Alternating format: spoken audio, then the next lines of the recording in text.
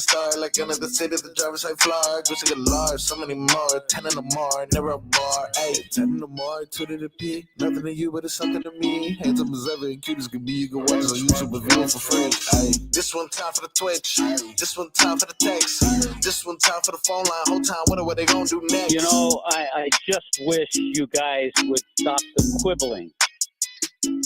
Marcos, lower that music, man. Oh man, you okay? I'm not feeling so good, man. It's been tough.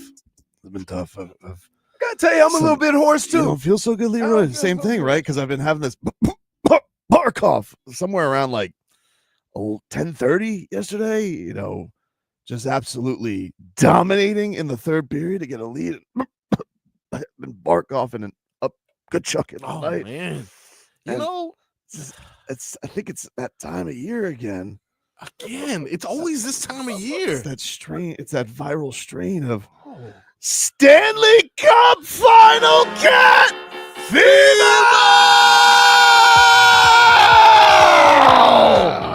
Wow! This is incredible. What a night it was last night, ladies and gentlemen. Your Florida Panthers moving on to the Stanley Cup Final for the third straight season. Gentlemanly, of course.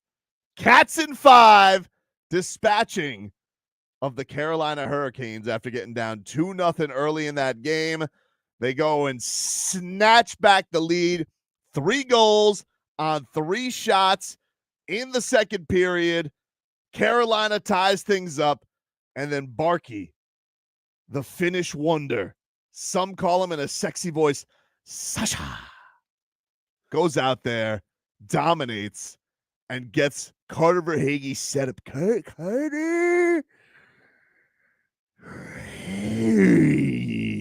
Which might be one of the greatest hockey goals I've ever It seen. was so good. It was so good. Even amateur. It was so good. It was so good. Carter Verhaeghe. And the Cats move on and dispatch of the Canes and now await a potential rematch tonight. But once again, Leroy, going back to the Stanley Cup Final. Incredible night. Incredible, as you are doing an autograph signing.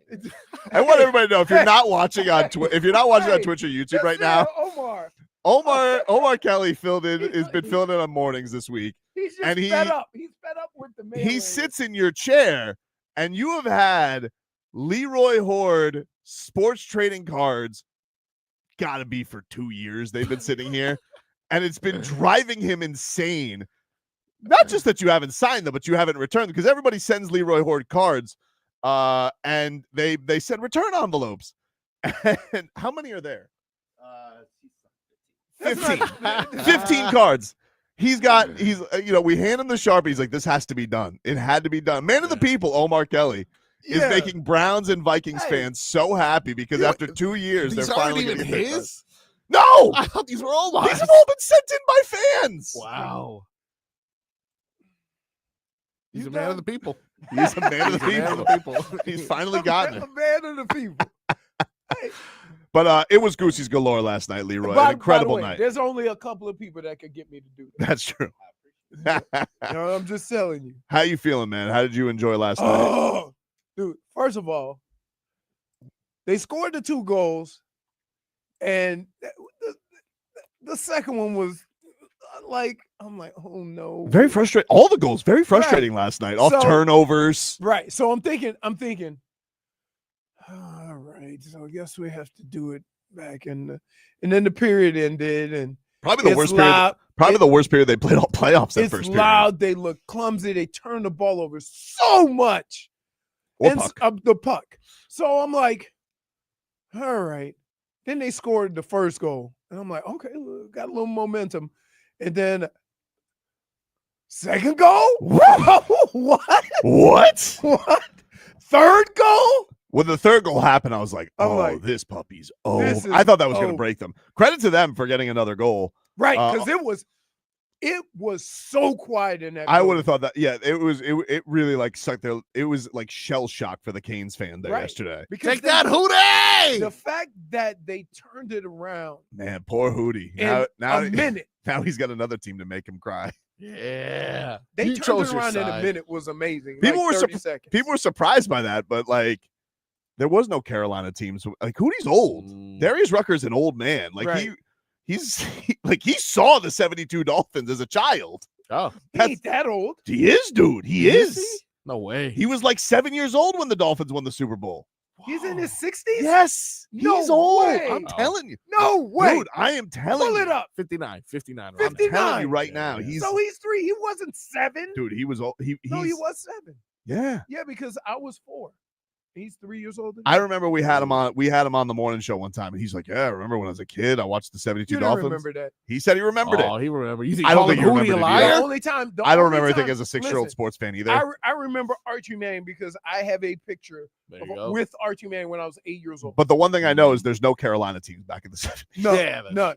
There were no Carolina None. teams. So None. he has claimed Carolina. Everybody was like, they felt a little hurt. And I'm like, listen, the way the Dolphins are banging the drum lately, any Dolphins mush, send over to the Canes because it's not been working for them lately. Yep. But an incredible night. Aleksander Barkov, what a dog, dude. It like the way he shook the guy in the corner to get back to the middle, and then that pass. Woo!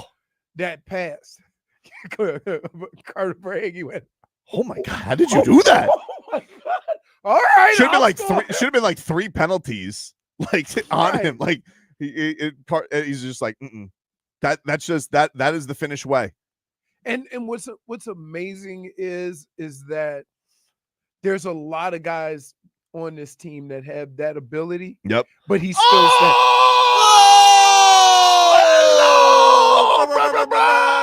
back in black. Wow.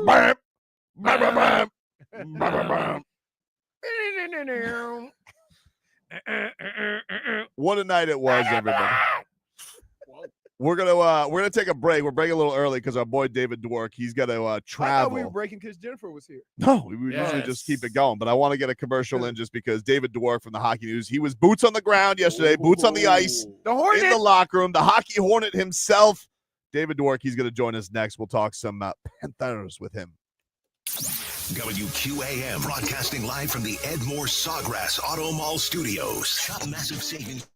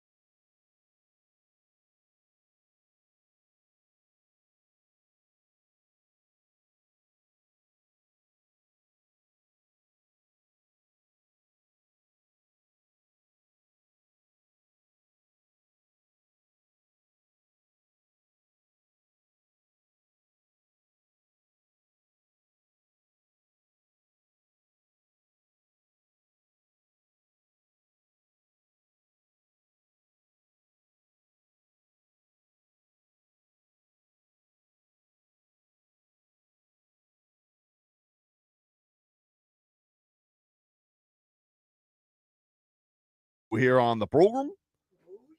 As your Florida Panthers are moving on to the Stanley Cup Final yesterday. Didn't touch the trophy.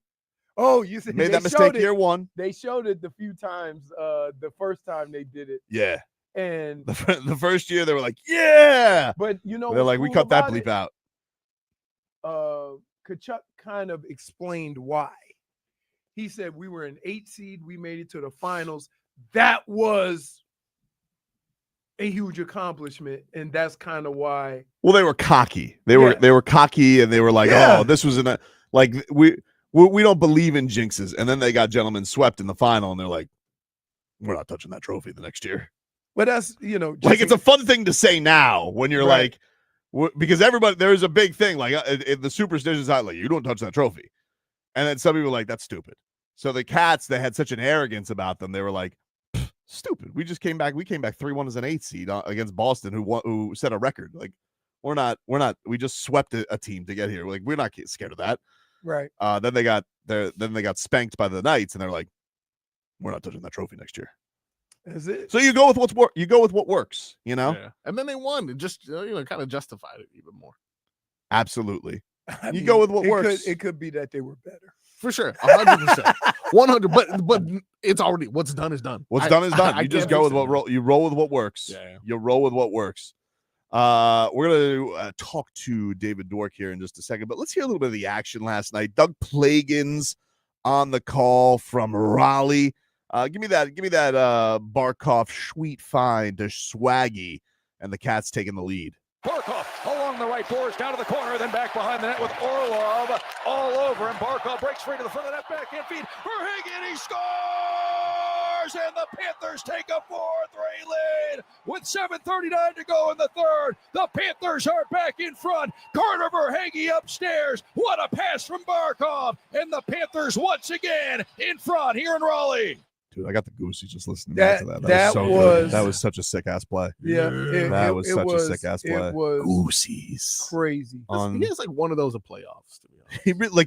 He really feels like he goes, you guys want to see me turn into the greatest hockey player ever? Like do something that do something like you're right. Like one time they'll be like, well, Wayne Gretzky says that's the greatest play I've ever seen. Right. But like he's just so unassuming, and he just does the right thing, and he goes, you guys want to see me do something incredible? And it's like, oh, you rascal, SASHA. Hold my beer. Hold my beer. Let's go out to the Toyota of Hollywood guest line. Shop over 2,000 Toyotas on sale at one location. Toyota of Hollywood on 441 between Hollywood and Sheridan. ToyotaofHollywood.com. The Hockey Hornet himself, reporter for the Hockey News, host of the Hockey Show, which you can watch on Middle Arc Media with Roy Bellamy. David Dwork joining us live from Raleigh before he hits that bird. Thank you, buddy. Appreciate you making time for us this morning. Nah, I've always got time for you guys. Come on. You're the best, buddy. Rate Goosies last night as you're in the locker room. You watch the Panthers make their this is crazy. They're going to their third straight Stanley Cup Final. Where's your mind at? I mean, last night, the Goosies came from the press box. The fans, the crowd, the building, like that was something. Like I was sitting with Alex Bobnarner from 5 Reasons Sports, and we're like, they put all these signs up on the Jumbotron, the loudest building in the league. And we're looking at each other like, really? And then the game got going and we're like, okay, this is probably the loudest building we've ever been in. Like it was nuts. And the way that Carolina came out, they went up 2-0. They got that big goal in the third period to tie the game. And that building, like that's what gets me off as a sports fan, is the buildings, that kind of environment, that kind of atmosphere was awesome. So that was awesome. When the Panthers won, it was kind of business as usual. Like this is the third straight year they've done it. I remember last year when they beat the Rangers in Sunrise, I was there with Roy and we did a show right after and we're like, man, this just doesn't feel like it did last year. With the first year they did it, it was an explosion. Tkachuk scored that goal. It was crazy. Now it's like they're just kind of over this point because they know, and I think Paul Maurice said it well last night, like they're still 3 quarters into this. Like there's still a big chunk left. So they haven't really accomplished in terms of what they want. They haven't gotten to their goal yet. So while it was awesome, and obviously this is part of the journey, I think across the board, even with the new guys that weren't there last year, they all understand like this isn't the end game. This was nice. This is part of what we're planning, but this isn't the big thing yet. So I think that's why maybe in terms of the players, everything was a little bit watered down, and I'm perfectly fine with that. You think, I was thinking about this yesterday, they have a nice influx of new players, hungry players, but they have their same core. And usually when teams keep the same players, sometimes you kind of go through the motions a little bit, but there's still a whole bunch of hungry guys on this team that either haven't won a Stanley Cup or knows what it felt like to win a Stanley Cup. And this is kind of a rare thing. You very rarely get to turn, this much of your roster over that won a Stanley Cup and still be this hungry for another one. Yeah, I think that kind of goes to show like the roster that won the Stanley Cup. Even that roster had guys that they had just brought in. Where you talked about like Ekman Larsson, Stolars, guys that went to Toronto, Kevin Stenlund, who was an amazing fourth line center and penalty killer last year. Like Paul Maurice was speaking last night about the influx of new guys and how I think it was actually Matthew Tkachuk, how they like fueled them, how the fresh blood and gave them juice to kind of go, and it was like the jolt that they needed to keep everything fresh and alive this year. It's interesting just because they built this roster, and as you said, Leroy, sometimes when you've got the same guys in the same team for a while, I can get a little complacent. But that's not these guys. That's not the Bill Zito's guys. Like they're hungry. They wake up hungry every single day to win. Like yes, they won a Stanley Cup last year, but it's not like they're all retiring after that. They want to keep winning. They want a dynasty, and that's what they're building right now. Is potentially right. If they pull it off this year, suddenly we got to start taking that D word pretty seriously. And I think that's just across the board. The guys that Bill Zito brings into this team. What the hell was that? I blame myself for two reasons. I turned on I turned on my microphone. No, for these two reasons. I turned on my microphone because I wanted to be a selfish bastard and take a victory lap after David said this is a dynasty. He didn't say that. He said they're working towards a dynasty. Okay, he said they're working towards that. I wanted to take a victory lap. I immediately realized I was a child and needed to draw back from that. Upon that, clicking the Family Feud theme. So, do you want to give him your take? Listen, I'm not saying it. David's saying it at this point. Maybe you'll take it from a respected journalist like the Hockey Hornet. David, I may or may not have said that this team is equivalent to 10 times better. That's not equivalent. That's not equivalent. Okay. Those are two different things. Hey, you're embarrassing us. Use your Marcos. words. 10 times better than the 2012, 2013. Stop. No, just Miami say what your Heat take Big is. The big three. He said it's Miami 10 Heat times Big better Three. than the three. Come on, 10 times better. 10 times. Better coaching, better depth, tougher team, no JJ Barea. What? Better parade. That parade was awesome. I mean, the best thing that happened in the other parade is LeBron almost died. And it's like, oh my God, he almost hit his head. Elbow room. We are weeks away from the Stanley potentially touching the ocean again. That has to count 2 points. That's not going to happen again. I think they're going to put like a security rope around the Atlantic Ocean just because that was kind of a no-no last year with the century-old Stanley Cup in the salt water. Not a good combination. What? That was so iconic. Marcos, you will appreciate this though. I did an interview on Toronto radio like a week ago, and they threw out the D word about the Panthers, and that's coming from Toronto. So just a little feather in your cap there, sir. Come on there. Finally, something positive from Toronto because all I hear today is whining about state tax. Oh, that old gem. Yeah, like, dude, is this crazy to you? Because like that genuinely pisses me off. Like, they're sitting here. First of all, like, how many guys on the Cats have they actually taken advantage of that? Like, Tkachuk definitely wanted to be in South Florida. Okay, we knew when he signed the extension here, but like, so many bargain finds from these guys or trades. Maybe that will influence some guys to stick around, but I'm like, that doesn't even hold water. Like, three Panthers left for Canada last year. What are we talking about? Well, I always come to the same question whenever anybody brings that up. Like, did that just start in 2020, or was that not the case the entire existence of the Panthers, where they were terrible for the better part of 30 years? Like, I didn't hear anybody complaining about it then. Suddenly, you get a competent general manager, somebody who knows how to balance a budget and can actually stretch it out and bring in guys that are worth their value. Suddenly, oh my God, it's a big problem because they're working within the system that they've been working in for 31 years, okay? Like, everybody just needs to calm down. If you have a problem with it, go get a GM, go get a coach, build a team that guys are going to want to come to, and then you can start negotiating your finance. Until then, we're going to take this advantage. We'll use it. I don't really care. I'm over this at this point. Like, Florida was terrible forever. They haven't won the Stanley Cup in 30 years, right? Canada. Canada last won the Stanley Cup in 1993. Yeah, 32 years. So that's why the coping has gotten very strong. Right. So instead of getting a better team, they blame, what everybody else is doing in the game everybody else is playing. Oh, well. Oops. I got a tweet for you I want you to react to. It comes from the great Randy Moeller. And he said last night, got one word for you all. Bob. That ending, that last flurry, have to get the kill. Sergei Bobrovsky, what did you make of his ending to that game last night? Oh, Bob was huge. And credit to Bob, because the first couple of goals that they scored in the first period, not great. He got a piece of them. They trickled in. Those are very frustrating when you're a goaltender because you were so close. But, I mean, that's Sergei Bobrovsky. This guy doesn't let anything affect him. Like, he could give up 3 goals in a minute and then shut a team out for a week. Like, it's just the way his brain works on the ice is he's just so robotic, so cerebral. Like, he just gets goaltending.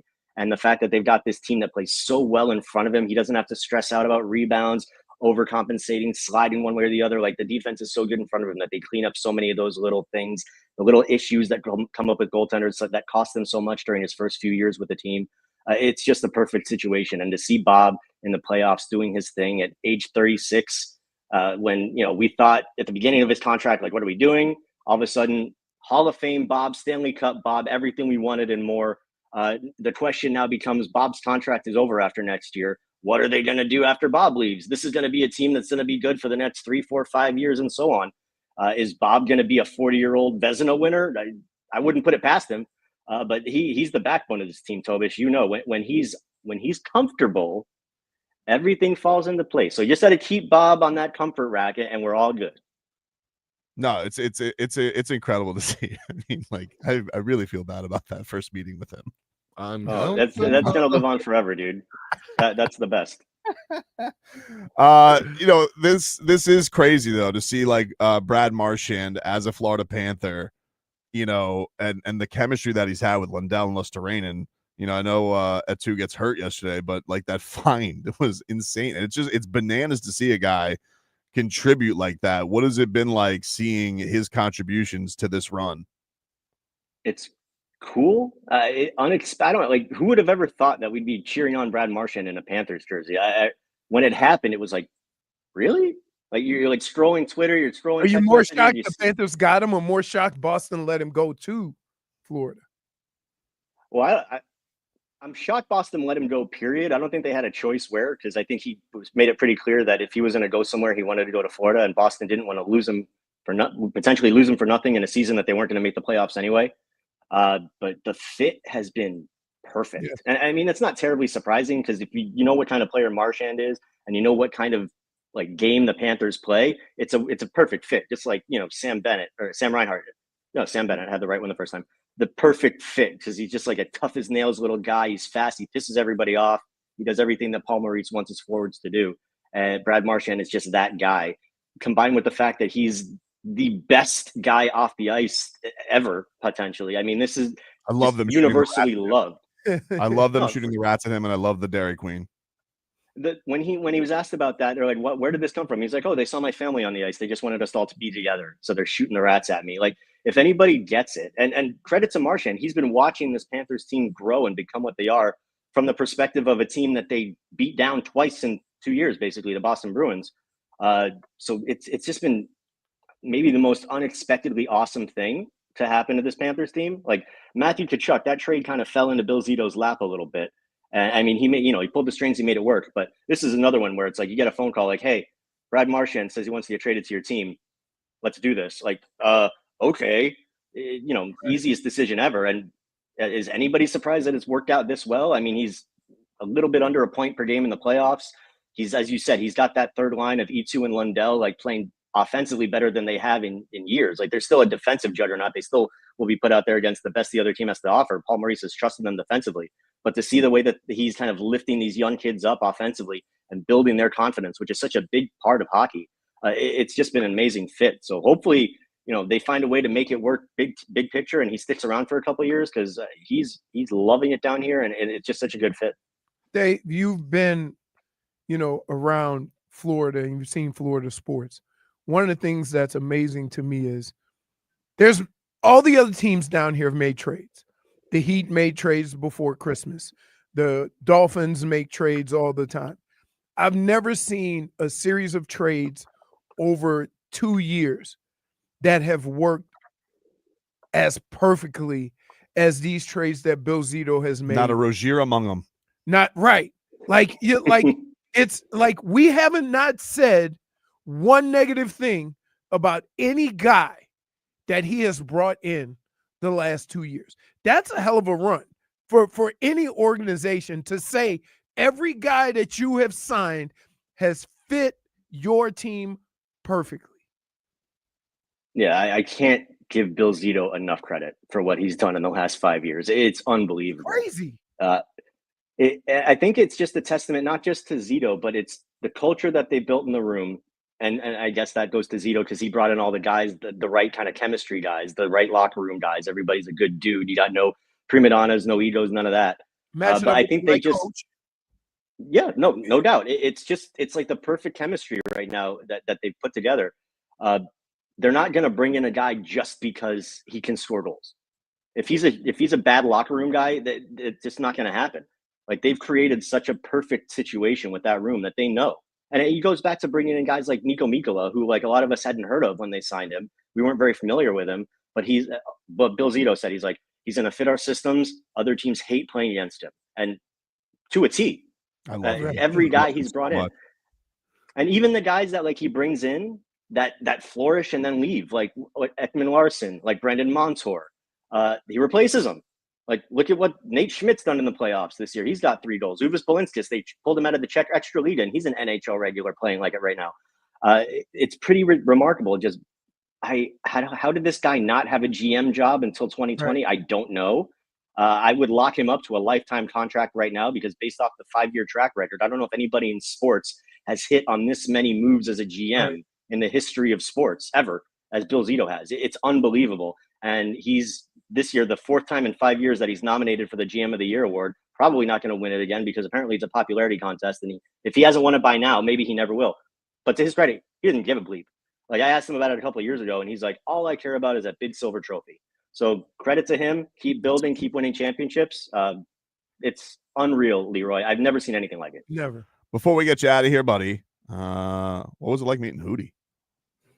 Oh my God. Wait. We just finished talking about some of the that, greatest hockey we've seen in the last 3 to 5 years. And he says, Hootie, you go, oh my God. Look, I've been a Dolphin fan longer than the Panthers have been around. So that just goes deep with me. All right. I mean, you associate Hootie with the Dolphins. The fact first they showed him on the Jumbotron doing the siren thing, and I'm like, I don't know how I feel about this because it's hockey, so it's different. But then after one of the intermissions, I saw him walking around in the press box. I'm like, okay, I'm going to kick myself in the ass for days if I don't at least try to go and say hi and be like, dude, huge Dolphin fan. And we took a selfie. It was awesome. When he heard that I was a Dolphins fan, his eyes lit up a little bit, which was really cool. I'm sure he gets it all the time, but still. As a Dolphin fan, Leroy, you take the wins wherever you can get them. And for me, that was a win last night, and I'll take it. I think I saw Hootie in the Blowfish right before they were about to go play Tennessee, and they lost. He's like, we're going to beat Tennessee, right? And it was like, yeah. Oh, God. They didn't. Oh, my God. I mean, as much perfect. as we've talked to you, your reaction to just the words Hootie is like, I thought he was going to say that he felt betrayed by him because he was a Canes fan, but no. Well, now he's got another. Now the Canes make him cry, not just the Dolphins.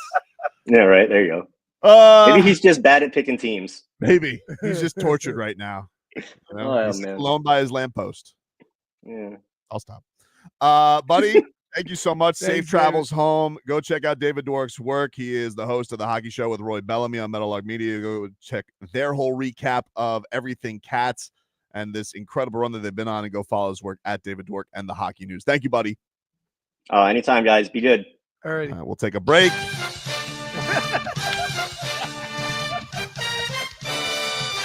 We'll take a break. Back with more after this. You're right.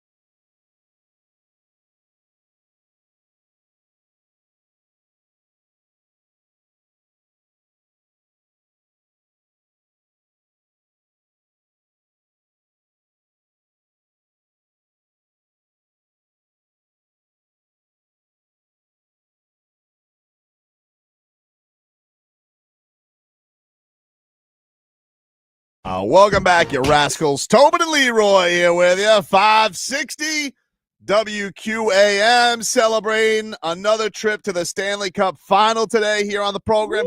Anybody's got cat fever, hit us on up 305-567-0560. It's a pandemic down here as the Cats are back to the Cup Final. They will await the winner of the Stars and Oilers. Oilers, they may be busting out the top hats and monocles tonight, as Game 5 of the Western Conference Final is tonight. They are up 3-1 on the Dallas Stars, so we could be headed towards a rematch. Very exciting. Very exciting. But let's get to our road to repeat here. Brought to us by our friends over at Celsius. Hockey fans, don't sit this one out. When it's game time, make Celsius a part of your play and get that energy up. Game day is fueled by Celsius Essential Energy Drink, the official energy drink of Your Florida Panthers. Crack that thing open! Yeah! Oh! Why do you look scared? Because I spill things. That's a good answer. I spill things. That's why. Panthers, of course, winners last night. Give the final call from last night. Can you give me the final call? Yes. Doug Plagens, Billy Lindsay on the call. Would love to hear what he has to say about the Cats and what the feelings were going back to the Stanley Cup Final. Here was the call last night on WQAM. The final seconds tick away, and the Florida Panthers are going to the Stanley Cup Final for the third year in a row. The Panthers win Game 5, 5-3. They finish off the Canes in 5 games. The Panthers are Eastern Conference champions in 2025. The Beasts of the East will be returning to the Stanley Cup Final for a third time. Carter Verhaeghe with the game-winning goal. What an effort by the Panthers, down 2-0. They storm back all the way and fend off the Hurricane.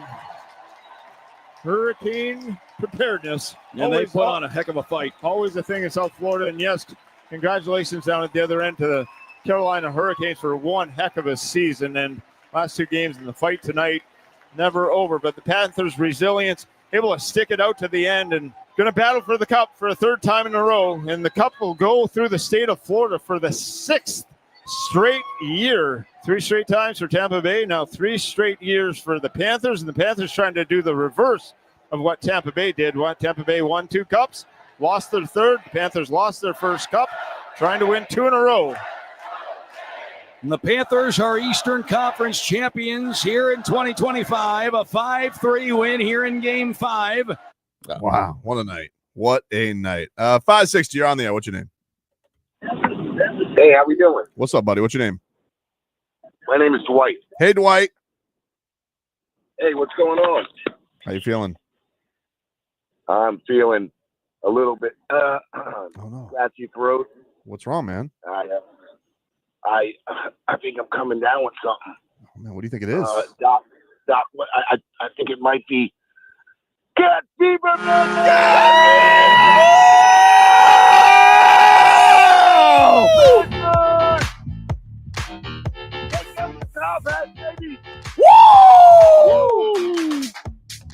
Wow. Thank you, Dwight.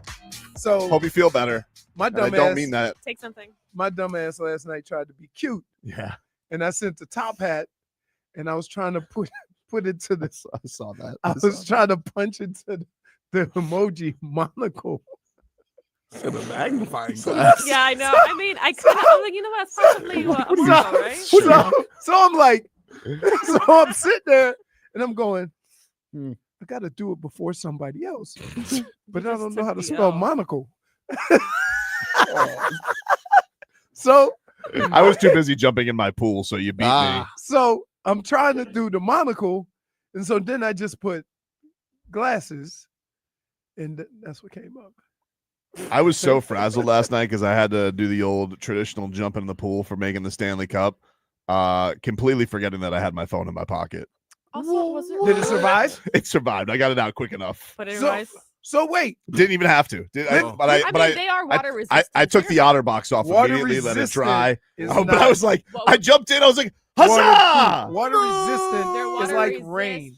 However, they could only be under 5 feet of water for 30 minutes. Yeah, So he's fine. I was okay. It didn't frazzle, but I immediately was So- like, as I go, huzzah! I jump in the pool. I'm like, Oh no! As you're in the air, as I like hit the water, I feel the weight in my pocket because I had on sweat shorts. I was like, oh no! So can I ask you this? No. Yeah, because this is always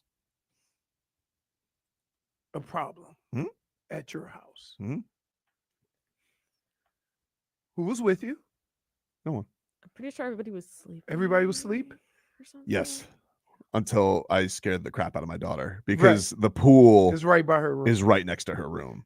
That's where I was going. Yeah. Poor Sophie. She said, I thought we were under attack. No. Because I'm just like, cat fever! Woo! And she's like, I woke up. It's just hard. But the thing is, then when you went to bed, your wife just no, she didn't wake up. My wife was out cold. She didn't hear a thing. My son didn't even notice either. He's also on the pool side. He didn't notice either. But my daughter, she's like she was right in the jump zone. And but the thing is, the thing I love sound like you got dropped off in Nam. The thing about She was Sophia, right in the drop zone. the thing about Sophia is she knows it's shenanigans, so she can just go back to bed. She's like, oh, I know what that is now. I mean, if she hears cat fever, I'm sure she's probably like, Dad again. Yep. He's a clown. I guess they won. At my house, I'll be watching and I get questions.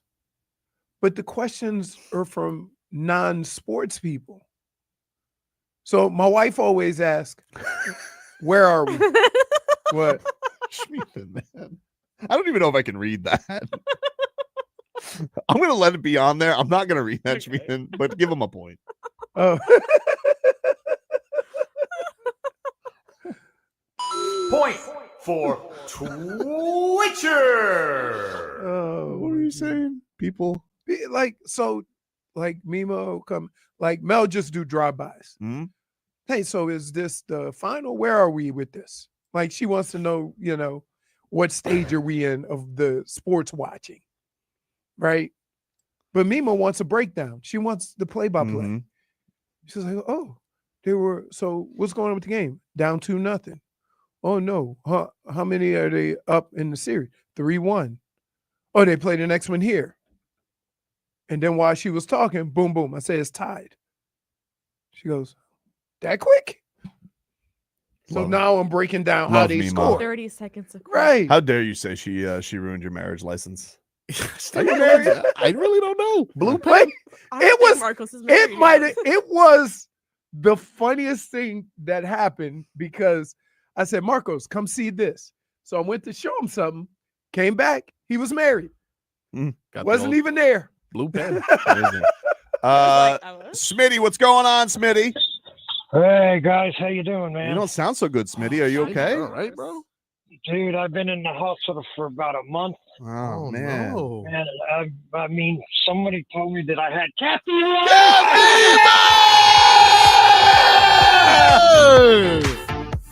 How you feel? Holy cow, dude. Was that awesome or what? That was awesome, Smitty. Hey, I was like 10 years old for the Dolphins. People forget we went to the Super Bowl 3 years in a row. People do forget that, Smitty. They won 3 years in a row. I've been there for the Canes, the Heat, but this Panthers team is just so different. It's just so, and my wife's out of town.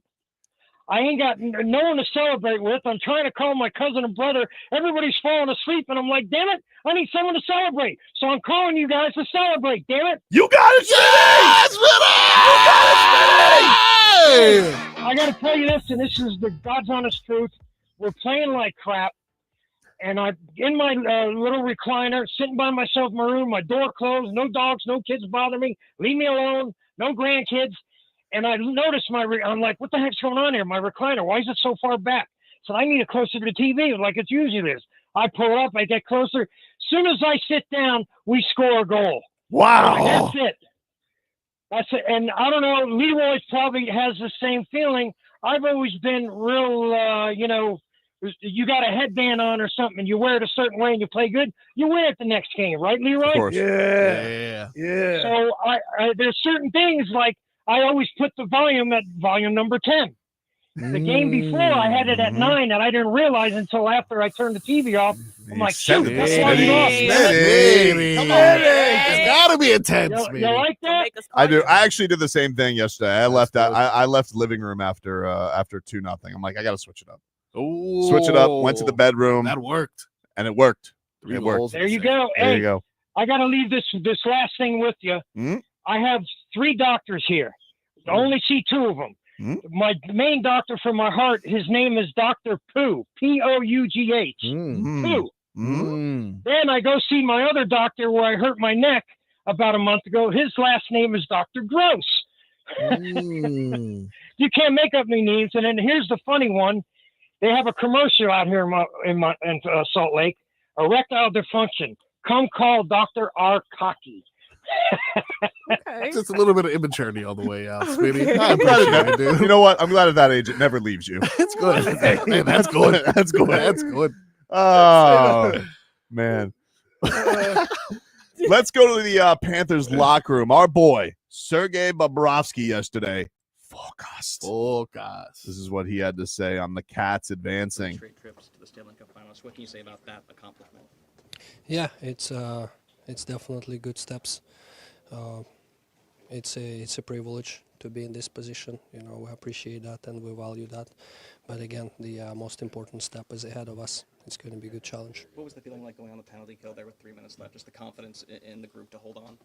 Yeah, we have done it so many times, and we had the confidence that we're gonna do it this time as well. So again, guys compete, guys work hard.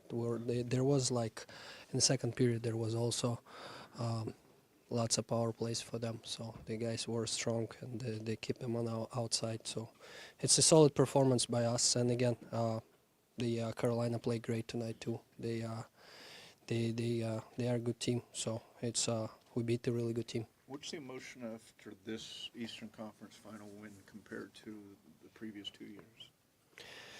Yeah, I mean, we appreciate and we value where we're at right now, but again, we know that's the most important step is ahead of us. You know what that means? J&D. Ah, yes. Which J&D you can remember? Job's not done. Heard. Job's not done, dude. done. That's what Sergei Bobrovsky's telling you. Job's not done. Yes. That man is still focused. I love the fact. I always love his look too, because he's like, you could just tell, long mane, scruffy Bob. Playoff Bob. That's playoff Bob. And then, like, as soon as it's over, he's gonna be at that parade, buzz cut, clean cut. No time for task at hand, of course. Task at hand. Of course. Yeah, but I am planning my route. I gotta be the boots on parade the ground. once. What's that? Said he planned The parade once. Yeah, didn't go so good. Ended up on a flight to 123 Cancun. Sorry, man. He was so good at kicking. So good. Only field goal he missed all year. There are, of course, belly achers. We got to get to them. Belly achers. We celebrate. Oh, who do you think's pissed, dude? Who do you think's pissed? First of all, I could understand if you have a problem with a call and it's game 7. You know, kind of like the call the Saints had against the Vikings when, you know, they would have won the game. I could understand that. You lost 4-1. Like, you can't put it on one call. Take a break. Our Cats is next.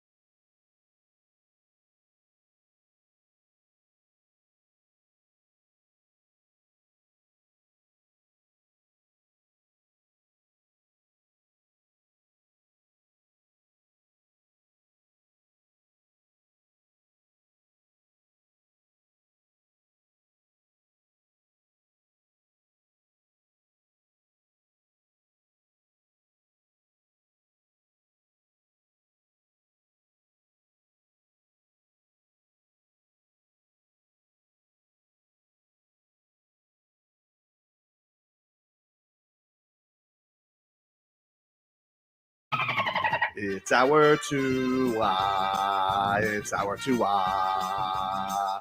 It's our Tua. Tua, Tua, Tua. Tonga Vailoa. Not Tua Tagovailoa. A for effort. Dolphins quarterback. Tua.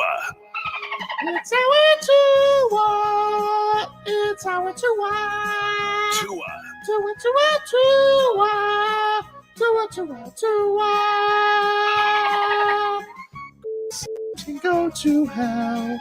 Tua Tagovailoa. Dolphins quarterback.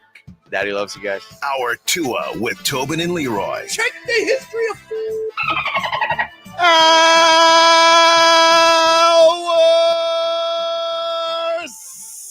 SASHA of the program, ladies and gentlemen.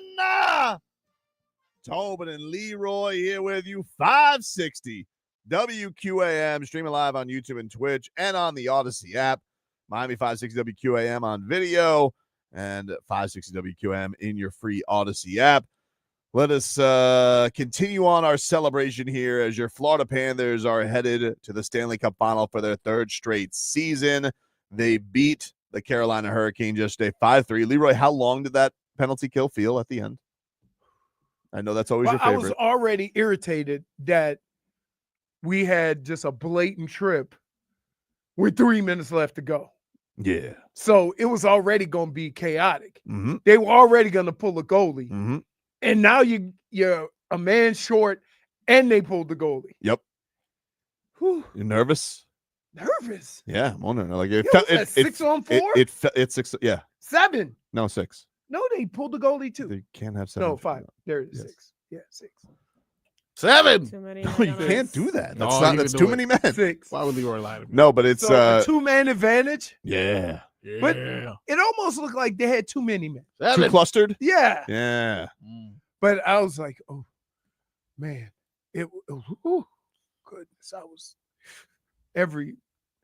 because what happens is they throw it at the net and then it's like a dog pile. You're just hoping like chaos comes through and you can Right. get a goal there. And then right as it's ending, here comes Bennett right out of the chute after his penalty to put in the empty netter, and the Cats go on and win. But no, I'm with you. It felt like a lot. It felt like 2 hours. That 2 minutes. They got the puck out of the zone twice.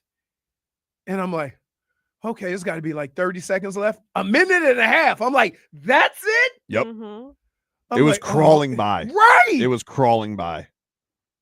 Nonetheless, top hats and monocles. Cats back playing for the cup. I got to tell you, I was getting my mind prepared when it was 2-0 and the fans were crazy and what have you. And I'm like, all right, second period, if we could get one, we're going to get one. They got a goal. Nice goal, right? Because, well, they had that huge penalty kill. Right. Because it would have put them down 3-0 if they didn't kill there. And then right as it ends, you get the penalty on Rodrigues draws the penalty, puts them on the power play. They score right away. Rodrigues is my Julian Hill.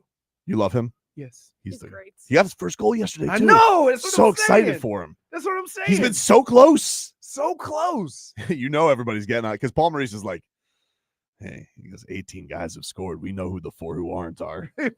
Which is hilarious. So finally he's able to get on the board. Hey. But no, he was that was crazy. 3 goals on 3 shots. You know what's crazy?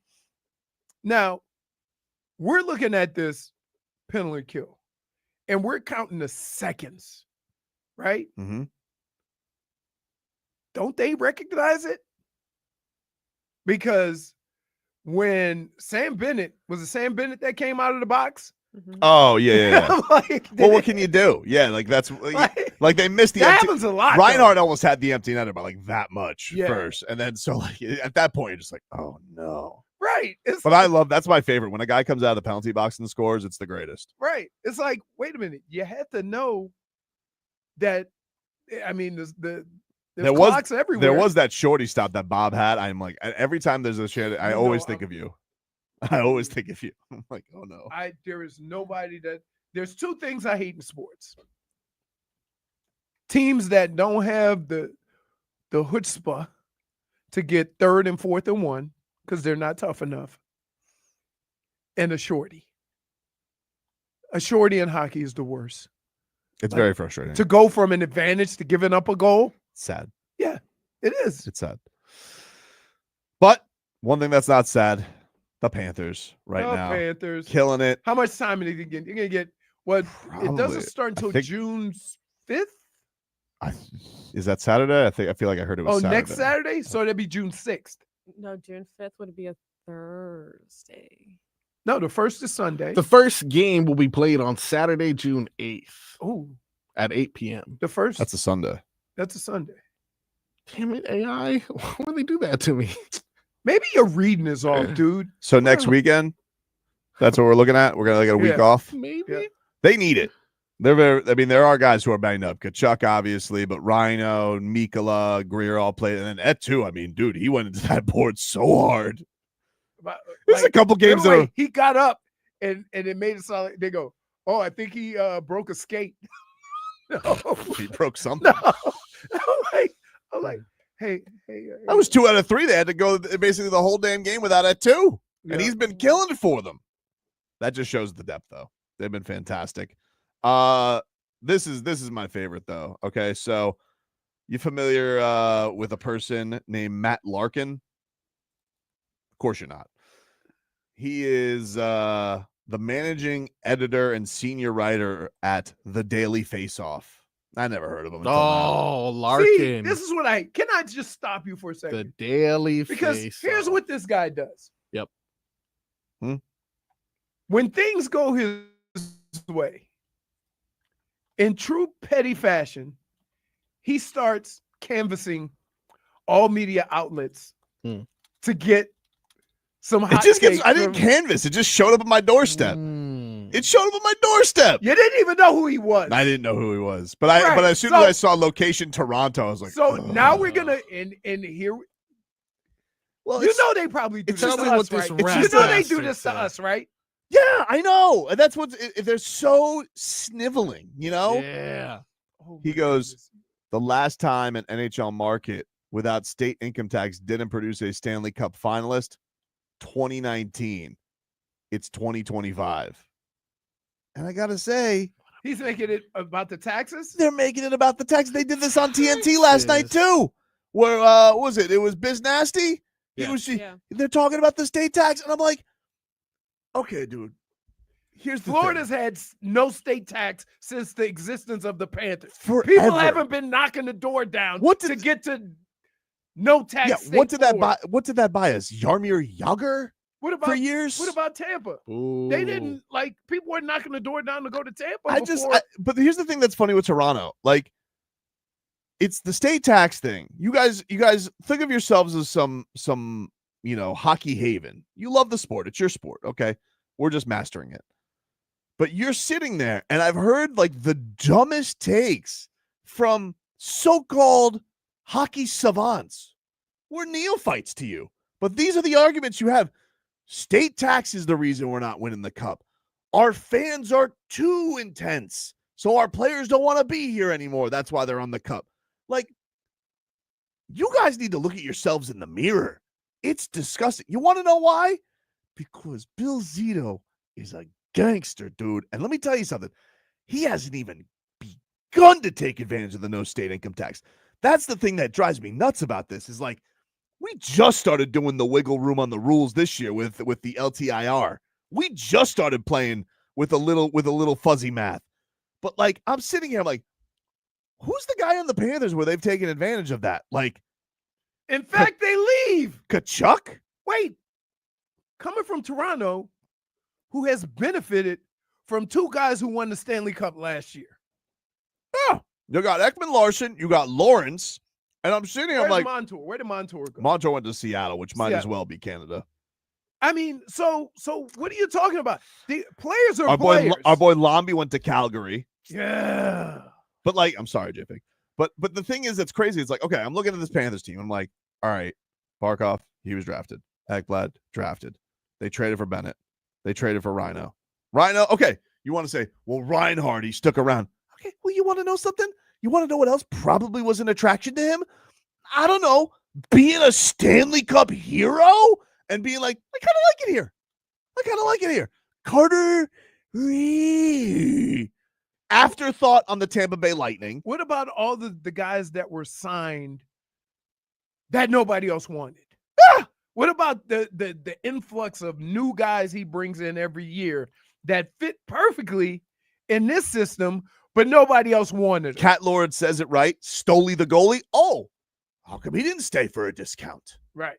Why did we? I'm sorry, Canada was a Stanley Cup goalie not good at now? I realize he didn't play for you guys because he couldn't keep his head on a swivel. But I'm like, are you trying to? Don't look at me like that, Marcos. That's messed up. But no, you know what? Because they're already setting themselves up for this, right? If Sam Bennett signs for the Cats at a discount, because everybody's talking about the numbers that they're throwing at him, because he's a great playoff player, and people in Toronto are like, oh, well, we want to get him. Okay, well, throw the bag at him then.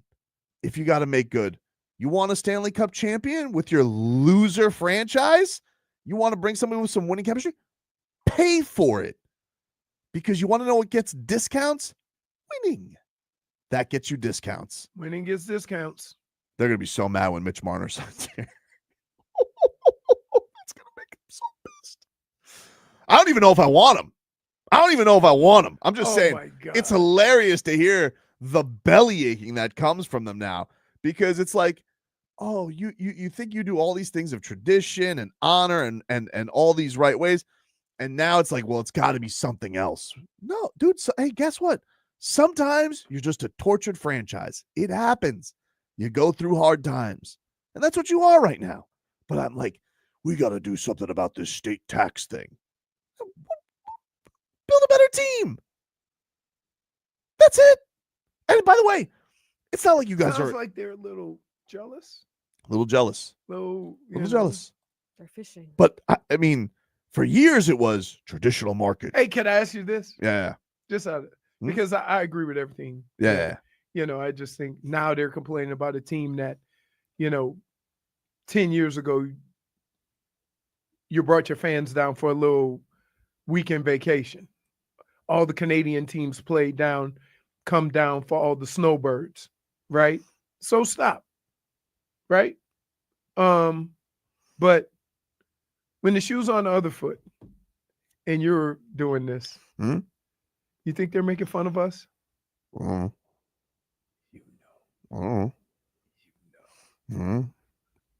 to say.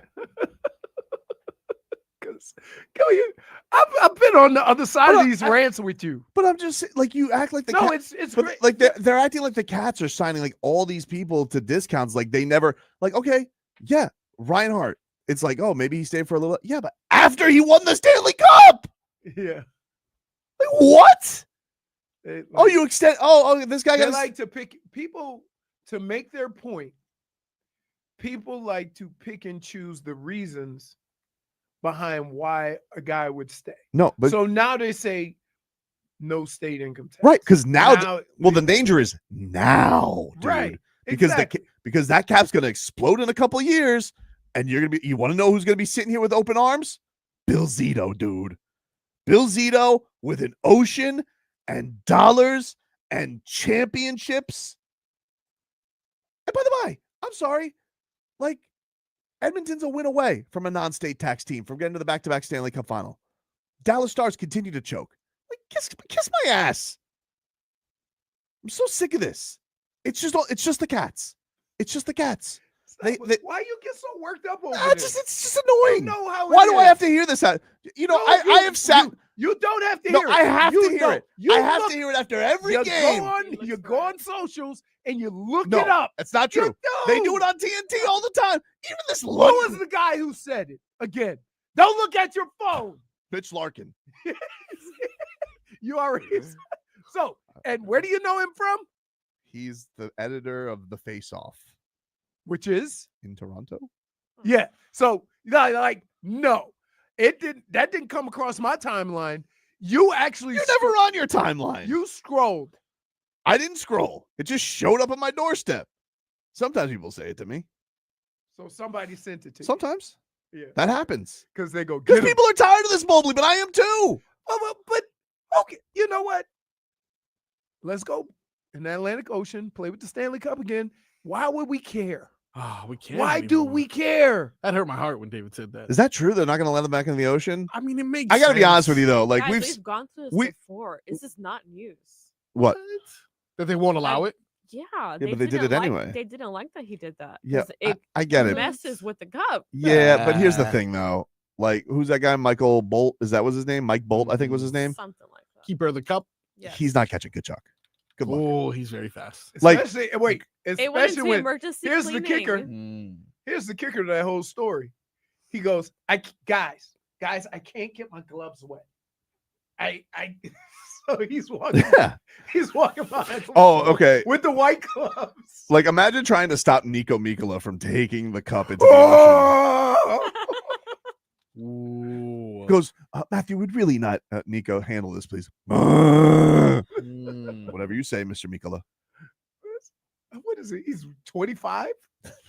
Like, I mean, he. First of all, to see how huge that team is when they're taking the picture and have the regular people standing with them. Yeah. Like, it's unbelievable just how big some of them are. And Marchand, like, he needs a counterweight in the back because He looks like he could Are you be. shaming his height? He looks like he 'Cause- looks like he could be in a Mikkola baby Bjorn. because I'm just saying he's tiny. But he's vicious. No, he's got a schnauzer on him. Oh yeah. Woo! No, he puts me and Jovic to shame. It's I really was like, impressive. wow.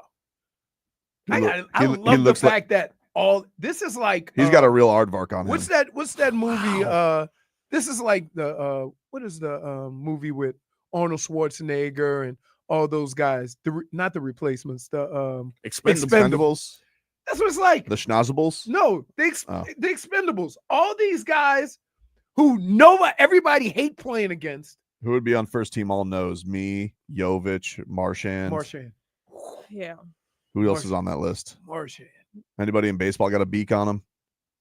You got to think about that one. I don't know because I don't follow enough Marlins to know what they look like. What a time, man. This is great. Why? I'm going to ask you this question, Mhm. and I would like an honest answer. Why can't you just enjoy your victory and not care about all of the other from people you do not know? D Nasty Ginobili. Fair. Oh, yeah. Manu Ginobili had himself a Oh, schnauzer yeah. on him. Why do you care what other people think? You're going Because back they're to the ruining it Stanley for Cup. me. No, they're They're not. ruining it for me. No, they're not. They're They're are not. they are Enjoy credit it. they are credit takers. No, they're not. They are not credit givers. You know, they sound like to me Hmm? sore losers. Yeah, but that's supposed to be. I'm not even just talking about this face-off dude. I'm talking about like on the national broadcast. They're talking about this. Who cares? It's annoying. Give the cats their credit. Give them their due. Sit there and watch the champs. That's what you do. It's because there's a sun there. I was like, oh yeah, that just got here. I'm sorry. And then, how about this? When you try to make your take have a little weight, right? They throw Tampa in it too. Right. And I'm like, we don't like them. Yeah, shut up. What are you talking about? Dispatched of them. We're not their friend. We've been there for years trying to get over that Tampa hump. Dade South says upcoming Cats cap space next year 20 million. Year after that 41 million. Year after that 60 million.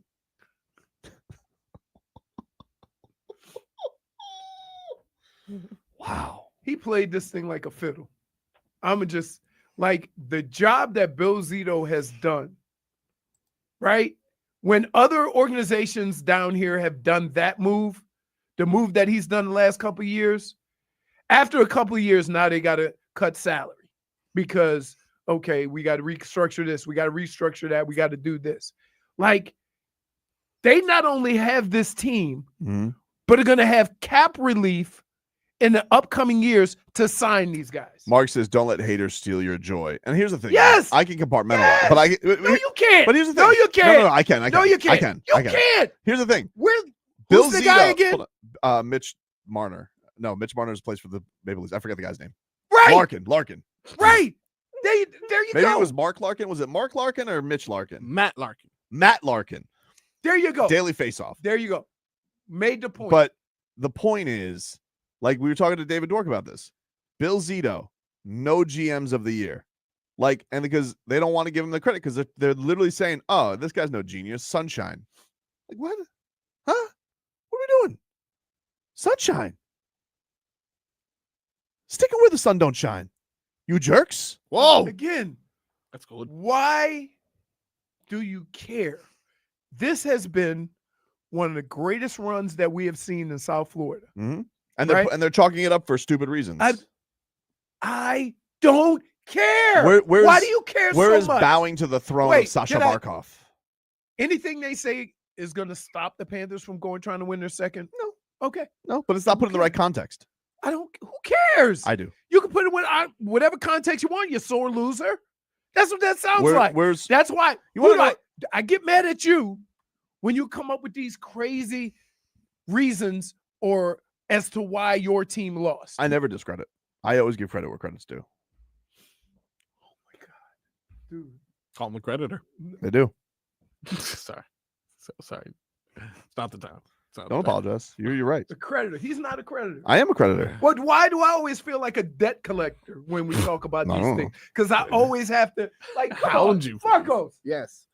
Okay. He literally. Where's the props to Sergei Bobrovsky? Where's the props to Aleksander Barkov? They get it. You know how they get it? They don't. When they hoist Lord Stanley. Not enough. Who cares? It's not enough. Why? We're not that recognized. Can I just tell you? We are. And I'm coming from a place of experience with this. How do you think I would not care or give two bleeps what people thought of me when I was either in Minnesota or Cleveland if I had won a championship. Don't care. I don't care. No, why? Because if you're complaining to the team that beat you or the team that wins the Stanley Cup or the team that you're being a sore loser. But Minnesota Tobin, I bet, cared. What do you mean? When Minnesota Tobin was probably like sitting there and he thinks, oh, this team, they're not going to do anything. They're not going to do nothing. I'm sure they cared. You're in the business. You're in the foxhole. I understand you not caring. I don't want Tkachuk to care about this type of stuff. I'm talking about me personally. We're on the outside looking in, and I'm hearing horse bleep reasons. Credit is what you get at the end of the year. That's all the credibility and credit you need. I don't need a person. You care a little bit. What do you mean? I mean, Timbo Slice gets you going. Dude, but no. A little bit. It's not, it doesn't, but that's this stuff. Yeah, I understand. I'm saying as far as playing. Well, this is our playing field right now. No. You're like a baby. No, they're babies. They're babies. You're doing the same thing. No, they're babies. Oh, my goodness. Big Canadian babies. Dude. I've seen the Suck Heat on your maple syrup pacifier. I've seen the Heat lose by 30, and you complain about a call in the second quarter. Was the call right? The turning point. Was the call right or wrong? You say that's the turning point. To lose by 30? Was the call right or wrong? Grow up, Peter Pan. You're the worst. Jay says Tobin wants his local teams to stop getting treated differently. Big Three got killed for the party. He literally did the same thing with Shaq and had a parade. No one complained about that. Same thing with the Miami Hurricanes. Every time the Canes spend dollars, it's a problem. But anybody else, if it's Georgia, no bigs. Who cares? Me. Win and tell them to eat it. It's too late. So your satisfaction should be. You always, you know what? If the Panthers win you want to the know why? Stanley You want to Cup know why again- this is not a great opinion by you? I'm going to box you in. How are you going to box me in? You always tell me to appreciate what? Appreciate winning. And greatness. Yes. Nobody's doing that in the national hockey landscape. They're not appreciating greatness. They're coming up for They're damn near flawed calling them a reasons. dynasty. They're not. They're not though. They're not. They're Not calling. yet. They're basically calling them bought and paid for. Who cares? The bums, J-Fig. Who cares? Because the bums won't talk about it. They won't talk about it for the real reasons. They talk about here. Let's put it in perspective. In football, they talk about the 90s and what Dallas did in the 80s and early 90s, what San Fran did. Yeah. Right? Bought and paid for. They got Dion. Mm-hmm. Right? That's bought and paid for. Mm-hmm. Nobody's talking about how they did it. Nobody's talking about the salary cap things that San Francisco did. Mm-hmm. Right? Who cares? You know, however long this run is, mm-hmm. when it's all over and it's done, and we look back 5 years from now, and we look back, we're going to say, hopefully, that was the greatest stretch of professional sports we have seen in South Florida. Yeah, hopefully. Right. And guess what? Is anybody going to historically put it in the right context? The keepers of hockey? Of course. Are they? Of course. Are they? Because right, guess what? As basketball has emerged and progressed, right? That big three thing has kind of waned away because everybody's doing it. You know it's going to turn into a Canadian broadcast again once Edmonton gets there. Like, that's what it's going to be. They're all going to be rooting for Edmonton. So what? So it makes it that much more satisfying. It won't, because they'll just debunk it. They'll debunk it. Why? Like, sports is such and that they'll talk about tax here, and they won't give SASHA here's Barkov. How sports is. You know what I take pride in? What? They go, like Dave was talking about how loud that crowd was. Mm-hmm. And as a player, you know what I loved about that loud crowd? What's that? How quiet they got when they got 2 goals scored against them in 30 seconds. That's enjoyable. Yeah. That's fun. Right. Shut them up. Go win. Who cares? Yeah, but they don't shut up. That's the point. So what? They don't shut up. So what? When you put the ring on and you have the cup, right? Who cares what they have to say? You had your chance, you lost. You're so silly. Why? You're silly. Like, you just Why? don't. You don't. What's get, more important? You don't get the essence of being a fan. Is it more important to what everybody has to say about it, or is it more important to win? It's both. You ever hear bragging rights? I asked you either or. Well, you can't. Oh my goodness. This is we have a show. We ask each other questions. He refuses to ask my question. I think you are answering as an athlete, though. Yes, my perspective is different. For sure. My perspective is different. You didn't play hockey. Well, okay, hold on. I know. I got booed by more people. I got booed by more people. See, now you're doing it. You're being a Canadian. What do you mean? You're talking about more people, all this. You're kind of no, I'm saying that fan bases. I enjoyed shutting them up. You're basically Leroy right now. Leroy. Wow. You believe? All right, pot roast. We call it people items. I'm a leaf. Your pun was lazy. Your pun was lazy. Effective. At least I made it your name. Leroy.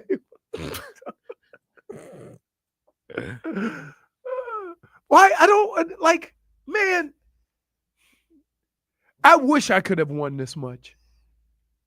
And I tell you all the time, the only regret that I ever had in sports was that year was one of the best years in professional football at the time, as far as scoring or whatever. And I got so consumed about what was next. I never enjoyed it. So when the season was over, I was just like, go home. Well, that's the point. But here's the thing. Enjoy it. They're not. Stop complaining. I'm going to enjoy it because who's enjoying it? We're enjoying the it. Panthers We're enjoying it. it. But their run is not being enjoyed by the landscape. Who cares? You enjoy it. You're a fan of the Panthers. We're a fan of the Panthers. You don't think our team is awesome. You don't think Paul Maurice deserves more praise and enjoyment? Yes. You don't think that Bill Zito getting snubbed for awards is important? You don't think Aleksander Barkov always getting overlooked is important? Well, this is part of the reason why. Because everybody thinks that these are not true reasons why they're winning. Okay, and that's where you're missing this. But I'm looking at it this way. You can give reasons and explanations, but your explanations sound like you're a sore loser. The fact of the matter is, how can I be a sore this team is on a heater right now. They have done something that hasn't been done in what? 30 years, 30 plus years? Teams three-peating a conference, going to the Stanley Cup Finals. Okay? Enjoy it. I'm going to enjoy the Panthers. I'm going to enjoy Bill You're not a Zito. consumer of media, I'm going to enjoy Paul Maurice. I'm going to enjoy all the players. I could give two bleeps you're a bad example what on everybody else thinks. Yeah, but you're a bad example on this. Like, why? Because you don't consume this stuff. I don't consume it. Fans do. What do you mean I don't consume it? You don't consume it. How do you mean I don't consume You're not it? on social media. You don't watch television broadcasts on it. Yes, You're I not, do. I watch the games. I didn't see the games. Did you watch the post game? Why? The game's over. We won. That point for me. Who cares? You're making my point for me, though, dude. Who? But here, your team just won the Eastern Conference Championship. Mm-hmm. What is it called? The Duke of. What's the trophy? The trophy. Trophy we don't touch. No, what is it called? Trophy we don't touch. We don't speak its name. That's because you don't know, you jackass. I wouldn't want to. Why would I want to mush the show? Duke of Earl. Duke of. Nah. What Huh? is it? Sir of, Duke. No, it's Duke of something. No, it's Sir Duke. Duke of Wales. It's the Duke of Wales trophy. Right? Prince of Wales trophy. Right? So. It's the King of Wales. Well, you got the royalty wrong. Is it King of Wales? No, I just made it up. Can't trust Google anymore. It's Prince of Wales, isn't it? Or is it Duke of Wales? Duke Tobin. So here's the deal. Duke Tobin. I don't understand why it would matter. Your team just won the Eastern Conference Championship and are going to the finals, right? To win back-to-back. And you care about the post game? Hold on one second. It's over. They already won. Who cares? I'm going to box you in right here. Why? When the Ohio State Buckeyes won the championship, what did you do to the Ohio State fans in the airport? Oh, I said, hey, if you want to be the champs, you got to beat the champs. Why would you say that? No, that's not what you said. That's What not did what I you said. You said, he says, you can't celebrate. You guys wanted to fire your coach. Yeah. Why does it matter they won? Why would you throw a take in their face? Because they're ingrates. Why would you throw a take in their face? Because they're ingrates. Okay, so that's my So point. it's not, no. That's my point. No, think about this. That's my point. No, but they're not, being hockey but ingrates. it's not the fans. No. That would be the equivalent if we were complaining. That would be the equivalent if fans were You complaining. are an outsider, and you told them you shouldn't celebrate your championship. You wanted your coach fired. You're saying that They weren't as even an supporting- outsider. But they weren't. You're even, not giving but them they the chance weren't even to. supporting their own team. Yeah, but you're sitting here on the outside telling them how to celebrate. You're being the No. fan police. Hold on. If you said, we've had this conversation. When you said, I don't know about this Paul Maurice early on in his tenure. Yep. Right? And then they start winning. And they went on this run. You had to say, you know what? I apologize. I was Yes, a I little did. off on this. Okay? But that's the situation. It's the situation. If you had come out and said, I don't like this Paul Maurice. He doesn't know what he's doing or whatever. We need to maybe go in another direction. And then they win the Stanley Yeah, Cup. but you're and still- then you wait. but you would wait, still- wait. And then you celebrate like you always knew.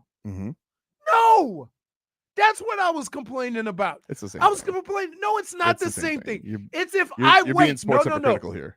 What we're talking about and what I was talking about is if me and you had complained about the organization and then the organization won a championship, right? You can't then celebrate. You didn't even want the players there. That's what I'm talking about. That's why I said But that. that's how everybody's treating it. They're No, yes, it would they have are. to wait. Yes, they are. Tobin, if you're gonna make parallels, it would have to be our fan base. You're in this case the national media telling Ohio State how they can celebrate. They're telling everybody discredit the Cats. I'm telling their fans because they didn't want the coach there. Then you can't turn around after he wins a championship and said, "Always knew it." If you can't, always knew it. if you can't see the similarities, you're blind. How is it similar? We got to take a break. You killed the clock. The Panthers are heading to their third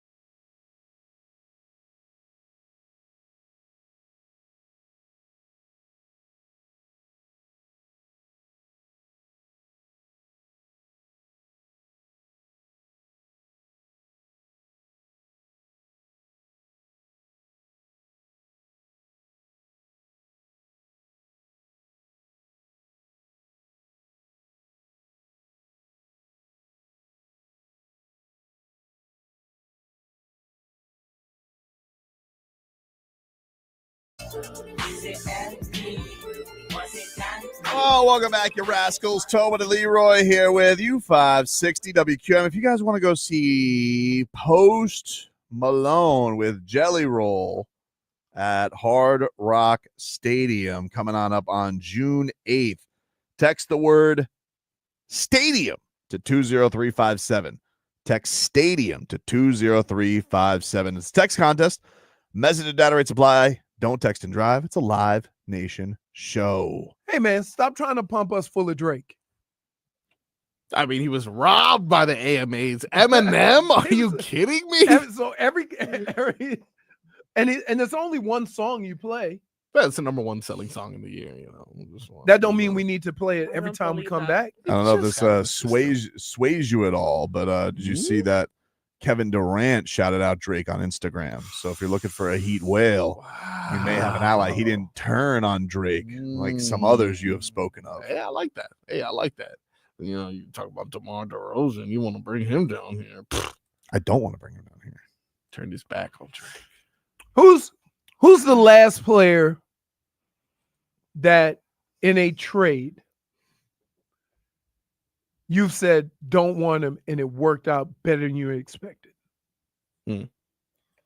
Any sport. Well, okay, probably Lowry. I was as going to far say as like the team success. First year, I Kyle didn't want Chaos Kyle Lowry worked. on the team, But it worked. You would say it worked out? I would say it worked out. First year, though. I would say the first year it definitely worked out. The second year was aight. I mean, Right. Remember how excited we got about Greg Oden? yeah. I mean, we were excited about anybody who was 7 foot. Anybody that was over 6'8". Every Anybody that was taller than UD? every cheap center they were excited about it, and it always ended up just being Chris Bosh or Joel Anthony anyway. Little slice of Birdman, of course, for 15 Did Greg minutes. Oden even play? Because it seemed like he was hurt. Yeah, I think he played a little bit, but it was nothing. He was old. He had like old knees. Old. He was old knees. I mean, he looked like he was a 15-year vet when he was in college. How'd you think that's going to I age? want to see that birth certificate. Right, because he looked old. Greg Oden's younger than me. That's crazy. Yeah. 37? I don't believe it. Is he? He doesn't play basketball anymore. No, I think he's a coach at Butler, I think, or maybe Ohio State. He's a coach now. You're older than 37? Getting up there. I know, right? Jeez. Crazy. Man, He played I was 20 20 years ago. He played 23 games for the Miami Heat, which was the last he played basketball, by the way. And look at that. And probably 15 of those games he didn't finish. Oh, I don't know. I don't remember if he got hurt or anything. That one's a blur. He didn't play until the middle of the season Because he was rehabbing. His high was 8 points in 13 minutes in a blowout win over the Magic. Wow. Yep. We were excited for that one. All right. Let's mix it on up, dude, huh? Sorry, I didn't get the instrumental ready. I was too busy reflecting on the Greg Oden career.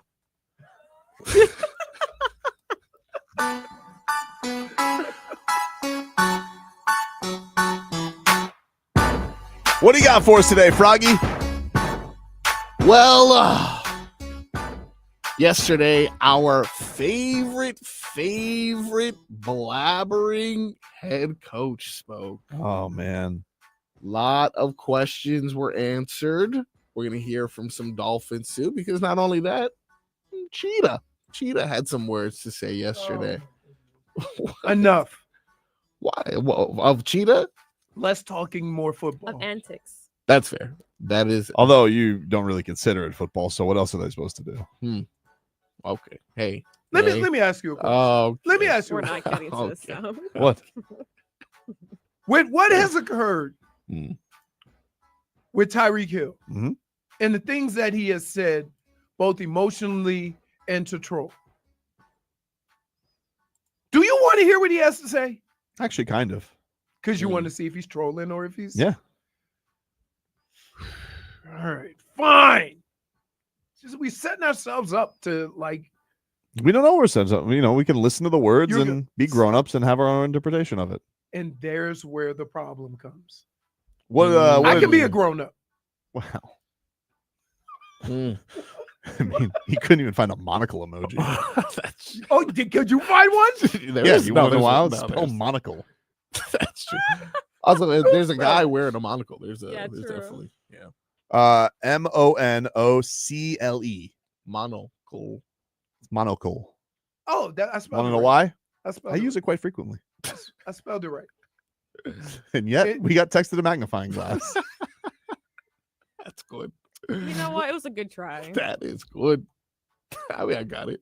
I did say jinkies when I saw it, though. It was confusing.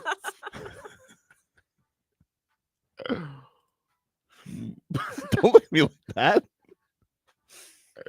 Why's your mic off? We're friends. Why's your mic off? He's trying to crunch without. Oh, the because he's trying to. microphone. He's because I don't like think he's doing like it a on purpose, like a though. grown up professional. You're eating chips on the radio.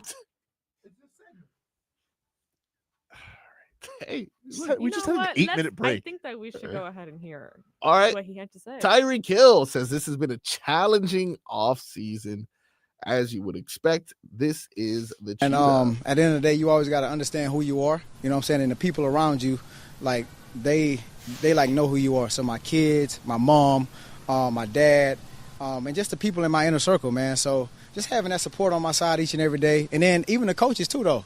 Like, they know who I am as a person, as a player, as an individual, and how hard I work. You know what I'm saying? So just having those people in my corner every day really, like, helps me lock in every day, man. It's hard. It's tough going through what I've been through, or just call it a spade, a divorce or whatever. It's tough, man. But at the same time, I got to understand, like, what I'm trying to accomplish and what this team is trying to accomplish, too, though, because I want to be a part of something special. I want to win. I want to be able to win a playoff game. All right, there you go. Cheetah. Well, think that's sincere, Leroy? I do, to a certain extent. But I would say this. This is not situations that fell upon him. These are situations that have mostly been caused by him. Yes. So, yeah, he always finds himself in Right. some kind of situation, and it's just like, oh yeah, you know, right. oops. So, like, to say the people around me know what kind of person I am, Yeah. yet you get caught up in all these situations. Like, don't look at us. You got any more from the cheetah? I do indeed. Just like a man that we know and hold very dear to us, who would normally sin often. It just took a little 30-day period or so and a little bit of a tightening of his relationship with the Lord to ease us of the sins that would come out of his mouth. Hopefully it happens the same for Tyreek Hill, as he says he's going to church more and also attending therapy. Well, for one, I'm doing more. I'm going to church more, and I'm doing more therapy more. So, I mean, I've been finding that, you know, more. Stop the tape. What? You do realize, boy, the man cursed right before he said church. What? Do you understand? It's just a the simple. ridiculousness of this, That's incredible. right? That's He incredible. cursed We right shall. before church. The word church. We He was shall very not passionate. judge He was Leroy. very passionate. Hold We up. shall not What? judge our We listen neighbor. and Marcos! we don't judge. That is incredible. Marcos, Yes. you can't curse Yeah. right before you say I'm going to church. Literally, like the only other thing is like He the just only started, the Paul. only other level he could have gone was throwing a GD before it. Like, Right. like what do you mean? Bleep, I'm going to GD church now. Right. That's good. Like, am I the only one? That was crazy. Mm. That was well, let's hear him out. Let's hear him out. Of course, 'cause This he's going church to is all about forgiveness, guys. But so that means you could go full steam ahead right before you say church and you're forgiven? Well, I mean, he could go At to some point, you got to try to be better. you got to go to confession after that one. Yeah. That's right. Oh, my goodness. You got one last one right before we walk through the door. Well, for one, I'm doing more. I'm going to church more, and I'm doing more therapy more. So, I mean, I've been finding that, you know, more on my side lately. So, just being more involved in that, and then just understanding, you know, what coach is trying to do. You know, I feel like when I first got here, I wouldn't say that I wasn't all the way bought in, but me having a better understanding of what he's trying to push throughout the locker room. I feel like now I understand him better. You know what I'm saying? I understand Tua better. I understand, Bev, like our new receiver coach, me and him clicked immediately when he got here. So everybody's on the same page, man. So me and the new receiver coach. Yeah, that guy. Not Wes Welker. Not the one who I just got fired. Dude. That was incredible. What? That's incredible even for him. So he could wait. You can understand 100%. why I didn't want to hear Tyreek. Oh, 100%. Okay. That you is just, it. No, you that's just that wanted to in a hear it nutshell. For this reason. In a nutshell, cussing, church. And now I understand Mike McDaniel, what? $100 million later? Oh, so glad you're three. You give me $100 million, I'm going to understand this dude tomorrow. Right? I will sit through with $100 million. I will listen to Mike McDaniel press conferences on a loop for sleep if I have to for $100 million. Oh my goodness! But come on, He seemed to understand him just fine when it was Cheetah 2K. I felt like that was like I thought that was what we were doing in the locker room. Yeah. Why do we hear some guys talk, and as much as they try to explain to you how they now get it, the words out of their mouth lead you to believe they ain't got it yet. Timbo Slice says, I'll be nice to Solana for $100 million. Me too. Same. It was great. But no, he couldn't just drop the S-bomb and then say therapy first. It's him saying the S-bomb and then I'm going to church more. He's doing a lot of things more. How about this? Can we come to the conclusion that all the things that Tyreek says could be true, but he's very unaware of wrangling his press conference is much like wrangling him on the field. He's all over the place, dude. He's all over the place. So that's why him and Mike McDaniel get along so well. Well, apparently they don't because he's just getting the message now, apparently. Yeah, what else you got in the mixed bag, Marcos? You guys don't want any more Tyreek, do you? Yeah, sure. All right. This is a big question we all were wondering last year after pulling himself out of the game. What could he have possibly said to earn the good graces of his teammates? As we find out, this is what Cheetah said he told his teammates. It's tough, man. Obviously, emotions were high then. But at the end of the day, man, I'm just looking to move forward from that.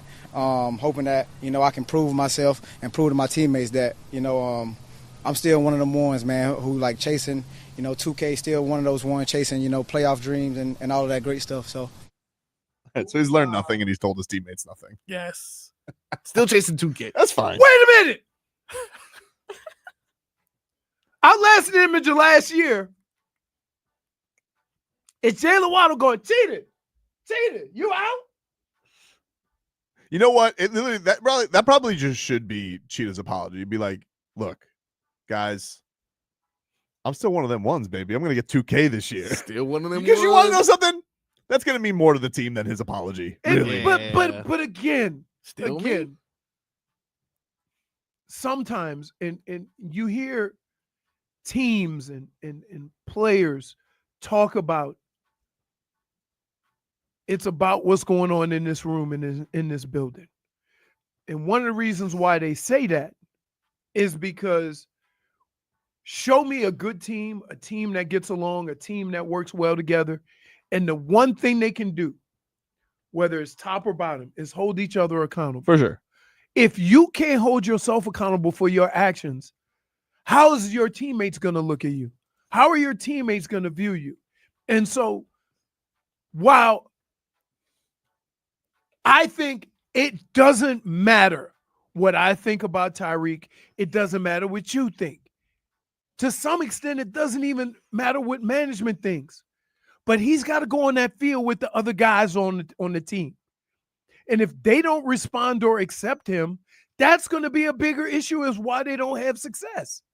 So to say, I'm trying to move forward, you ever notice? Let me give you all a lesson in life. You could have an argument with your wife, with your husband, with your best friend, with a family member. Why the person who does the wrong always want to move forward. The person who got never says, I want to move forward.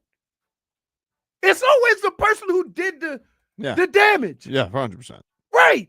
So you're basically admitting that you did something wrong by saying, I just want to move forward. I do know people in the world who are just bad at apologies and bad at taking it. And so, like, you know what? If you just can just move on and just be like, because I know this is, I'm never going to be satisfied with your words. He can move on with us. Mm-hmm. Okay. Oh, the team. No, I'm talking about directly in that locker room. But don't you think you need to have a conversation with Waddle? Even say, look, man, I probably shouldn't have done that. Whatever.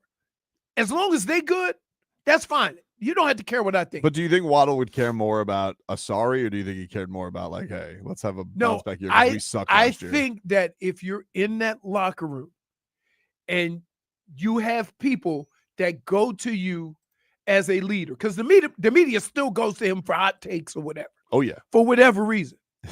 Because he's entertaining. Right. But you have to make sure that we are on the same page as far as how we're going to go about doing our business. And so that apology that comes to either Waddle or other people in the building, right?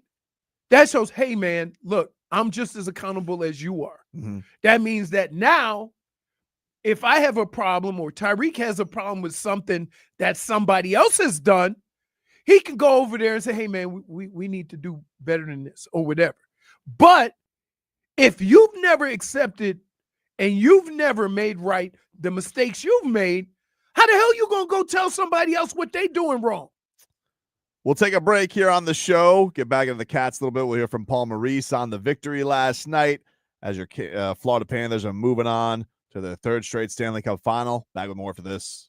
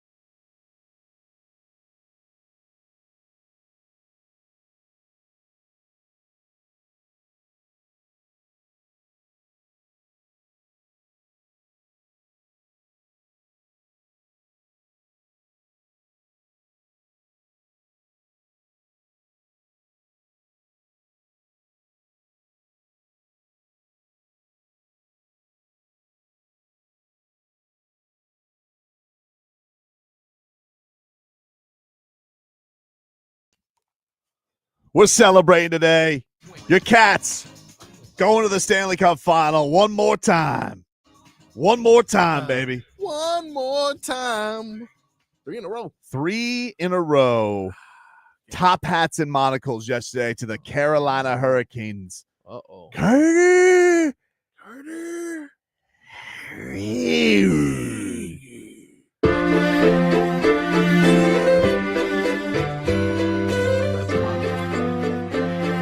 It's a pleasant victory for the Cats.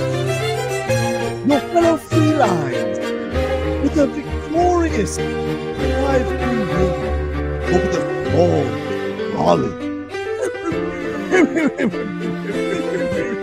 The man they call Aleksander Barkov, for his close acquaintances with his fantastic work, lifting up young Carter Verhaeghe with a significant score to put the Cats. Coach Rod Brind'Amour spoke to defeat hot for picking up a few Dolphins. He suffered the gentleman's game. Cats in 5. Cats in 5. We shall all celebrate now with gin and Dairy Queen. Oh, gross. Gin and Dairy Queen. That's what gentlemen do.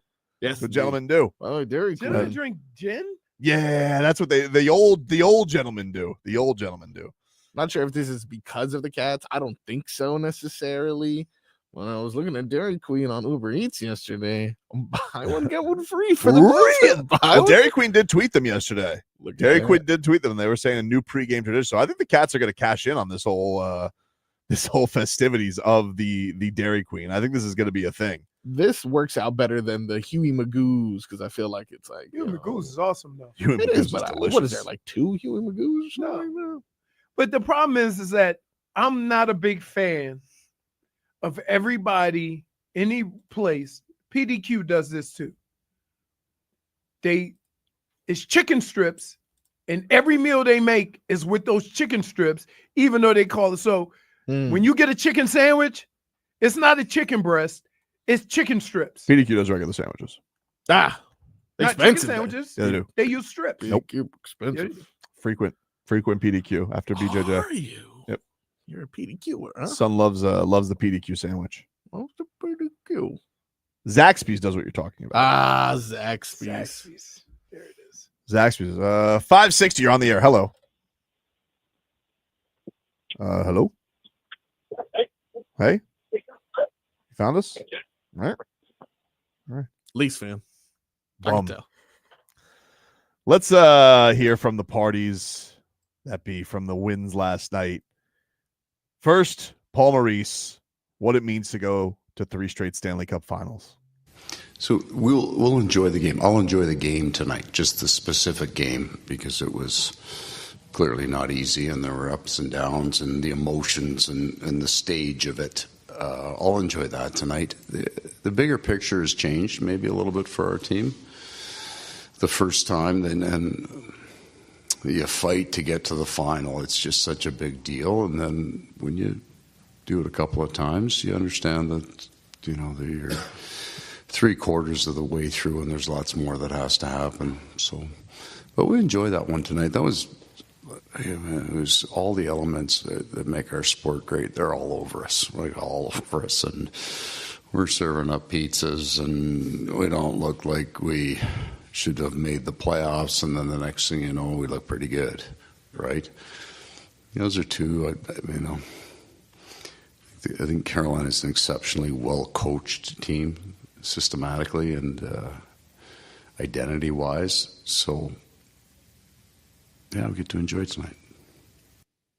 It's all so blah. He's just relaxed. Right. It's a great game though. But business the thing as is, usual. But here's the deal. With him, he's always that way. So I don't like. Yeah, but you want to know something? After that first period, they got profanity Paul in the locker room. Yeah. Bet your ass they did. Oh yeah. You know they did. You know when he saw them, like that was because he It does was sloppy goals. Like they kept turning the puck over. Forsling. Like, geesh, I was like, what are you doing, dude? And Rhino was kind of like he was out there for a breezy skate on the change. I'm like, hey guys, we We here for a playoff game? We here for what's going on? Yeah, no, they definitely got their. He threatened them with punitive skate. Oh, yeah, or a punitive ass kicking. I don't know what, You think Paul's like the type of guy, like he'll yell at Nico Mikkola in the locker room because if he yells at the biggest, scariest guy, like that gets the respect. Oh, that happens all the time. That used to happen in my locker room. Because yell at the biggest guy. You think he goes, "Oh, look at you, Nico, putting the meek in Mikkola. Get out there and skate, Condor." I used to have a coach that would always yell at me. Man. He says, "Because you can take it." Now look up and say, "Bring your worst." Wow, I like that. Like words, like words. Yeah, we know what they mean. Words. Exactly. Right. Cap for life. What's going on, dude? Hello? Hey.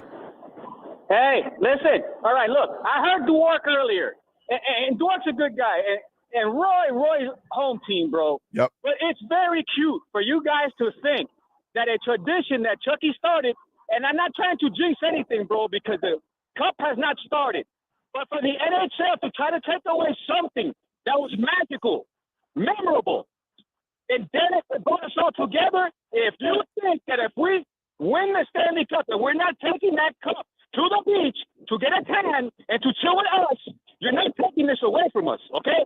I would love the NHL to try to stop us from taking the cup back to the beach because now all of a sudden the cup looks fine after it went to the beach, right? It looks fine. It didn't rust, right? It looks fine. It looks fine. It looks fine. You're totally on, Cap. I don't understand. That's what the guy with the white gloves is for. You know what you do if you're that guy? How can you eat pasta out of it? You can't take it in the water. Well, they put a liner in it. Nah. So I think babies have pooped in that Salt thing. water. What? Huh? Yeah. What? Why? Because they try and do like cute little newborn photos. Oh, gross. With the butt cheeks out. Oh, I got you. And so salt water. So what? You clean it. That's not good. Baby pooped in the pool the other day. Did he really? Yeah, that's that time. We're not allowed in the pool anymore. I know where you can get them. Oh no. Let's get to some of the guys' thoughts on the play of the night last night because it was awesome. Let's hear from Paul Maurice on Barkov's move to set up Verhaeghe. Yeah, it was obviously. Well, tonight it ranks number one. Taking that. So there's the beauty of SASHA Barkov. He has that ability, but he doesn't try that all the time, right? He's not forcing that part of the game. So he's not, hey, I'm going to try these moves and do this, and if it goes bad, oh well. It's not picking your spots. He can sense when it's the right time to try something, right? So for you guys, the overtime goal against St. Louis in the regular season, if you get a chance to watch that one. And what's important about it is that he's been on the ice forever. He's not an ice hog. He's not floating. He's working. He's got to get off the ice, and then something happened, and he just dominated two players into an incredible play and sent the back of our net. So that, if you're a YouTuber, there's some background there. He's the best. That's kind of goosey, so I'm not gonna lie. Yeah. To remember an exact point in which something like this happened. You ever feel like he's just going to sit there and record an audiobook one day alone in a room, just like by a fireplace? I think if he told a does. story, I'd fall asleep. Why? Because he's Fall very asleep. I'd kinda be so intrigued by whatever he soothing. has to say. His but if he's Hang telling on a story, every word. so if he's like an audio book, it has a different, because you know what's coming, right? But if you're talking to him or just having conversation, he would be the most interesting guy in the world. Let's hear on Matthew Tkachuk on that play. Yeah, it was obviously a great goal, and their line there was, switched up the lines at the start, and each line was able to get one there, but it seems like he's always in the right spot, and it was a great play by both his line mates to start, and then obviously he has the nose for the right areas and a great shot.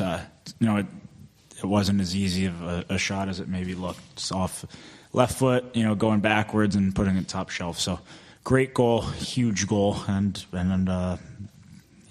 Eastern Conference winning goal. So pretty big deal there. Pretty goosies for Carter.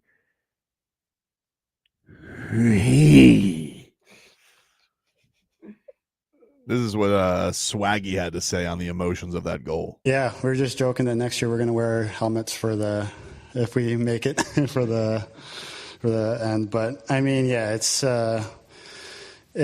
so emotional getting to this point in the season, and I mean, we've had so many great contributions from like everyone, and I mean, but the first year it was definitely a big accomplishment, but we just try and build our game every year, and I mean, it was a lot different this year. We kind of have a different goal in mind.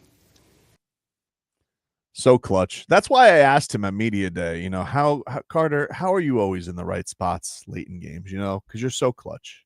Mm-hmm. That's what I said. Always in the right spot. Always in the right spot. Thank God. Because he could have been in the wrong spot. He could have been in the wrong spot, but he's always in the right very spot. wrong spot. He's always in the right spot, which is why I never doubted Carter Verhaeghe. Carter Verhaeghe. I just hear his teeth when he says that. A lot of breathing. Carter Verhaeghe. Man, that second H, he pronounces that second H, the one between the G and the E, like Carter Verhaeghe. Just hot. It comes out of his mouth hot. Mr. President, need a breath mint? It is hot. Carter Verhaeghe. I can't. It is. I realize now because he overpronounces that H. It's also how he says ice hockey. We got to get on to ice hockey. Ice. On. All right, take a break. Back after this. Tobin and Leroy. Everybody just breathe. The Panthers are heading to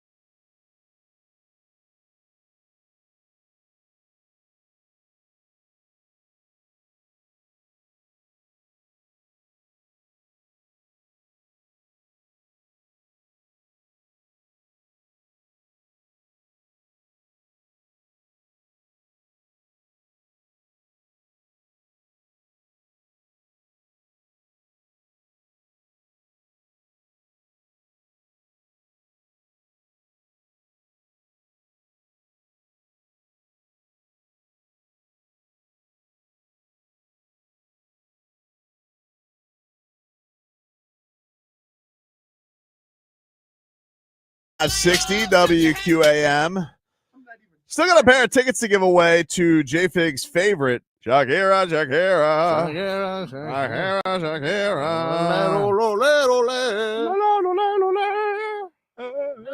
still say that when I'm right next to you. I'm just going by what the liner said. That's what the liner says. That's what the liner says. Can you explain that? We're not done with the liner. Okay, go ahead.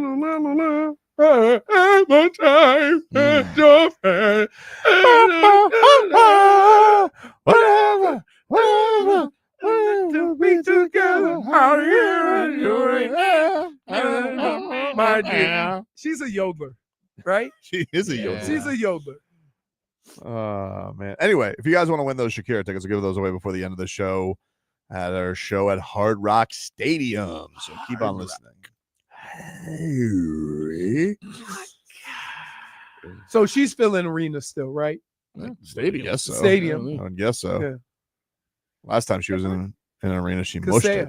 Mushed? Yep. How'd she mush it? Man, they just always lose when she's there. Oh, okay. In fairness, they always lose playoff games there now, though. 8 straight. Not that I'm counting or anything. Yeah, you're making it sound like it was her fault. Actually, a lot of people started the trend. She did, I think, start the trend. She did. She was hanging around Jimmy a little too much. Little too much. Probably why he asked her for Maybe. Right. Maybe. But anyway, we're celebrating today.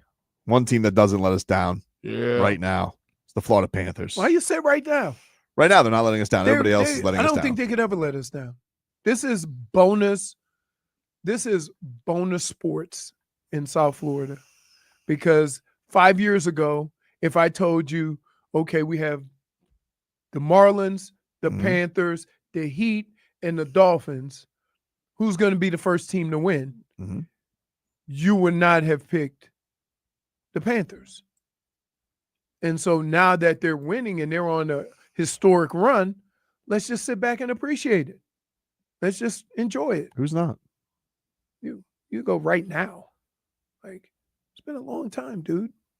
I don't even understand what you're quibbling on. You're right now insinuated that they're going to let us down soon enough, when in actuality, your right now was every other team right now sucks except for the Panthers. It's a common miscommunication that makes this show so special. Thank you. all Tobin said. That's all I said. You know what? But you're wrong. Sometimes Tobin. Use your words. Use your words. You know, sometimes you guys like you. Three of us got it. No, he's dumb. You're just sitting here and you're like you're thinking that I'm taking a shot at the Cats, and I'm not. He's taking a shot, Leroy. I'm taking a shot at the other bums in town. Don't let him take a shot at the Cats. Mm-hmm. Okay. But you like a pitcher and a catcher who like can't get on the same page. Like I throw down the deuce and you're like, yeah, fastball. I'm like, what? You throw that fastball, Leroy. Don't let him stop you. We don't use signals no more. We have a buzzer. Oh, I've never used a buzzer with you. Couldn't trust you with it. What? Couldn't trust you with it. The buzzer? You treat it like a shock collar. I wish I could put a shot collar around you. I wish I could. That would be awesome. It's like, oh, here you go. Paul Maurice had to explain yesterday. One of the viral moments was he's now refusing the handshake line. He said he was going to do this, and he's a man of his word. He said coaches shouldn't be out there. This is but he's the only, like, I think if you watch tonight, and I think that, you know, if it finishes up, I think Knobloch, by the way, have you seen remember that Knobloch, the nerdy looking Oilers coach?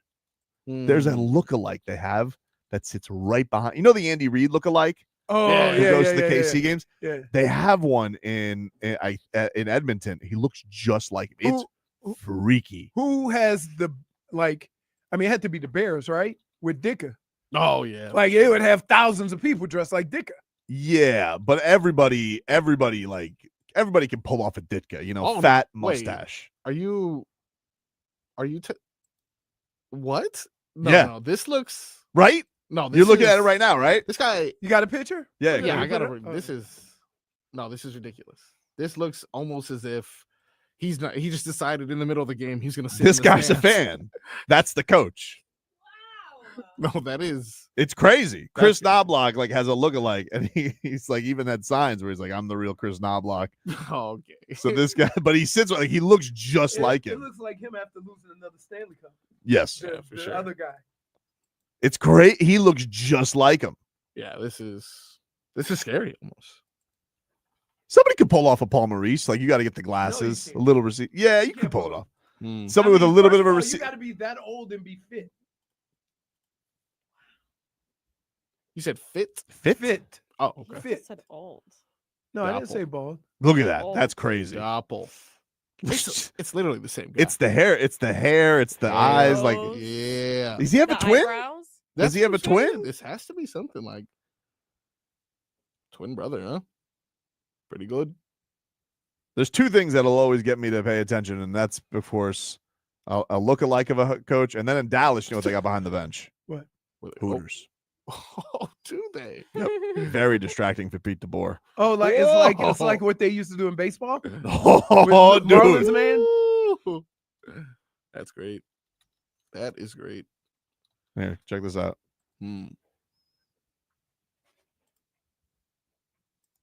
No. Oh, yeah. Really? All game. He's got to deal with that. Can't focus. Can't focus. Just got Yikes. Hooters by him all the time. Jesus. See? What a nice personality. Like Pamela Anderson. What's he supposed to do? She has a great Minus- personality for sure. Wow. And you know what, though? I give her credit because she's at a lot of games. Yeah, it's a true fan. Well, who's she with? What? All of us. She's there for hockey. Yeah. She's there for hockey. She loves puck. Anyway, we'll take a break. We'll get to our next game. Boobies, no boobies. I mean, Goosies, no Goosies. Oh, okay.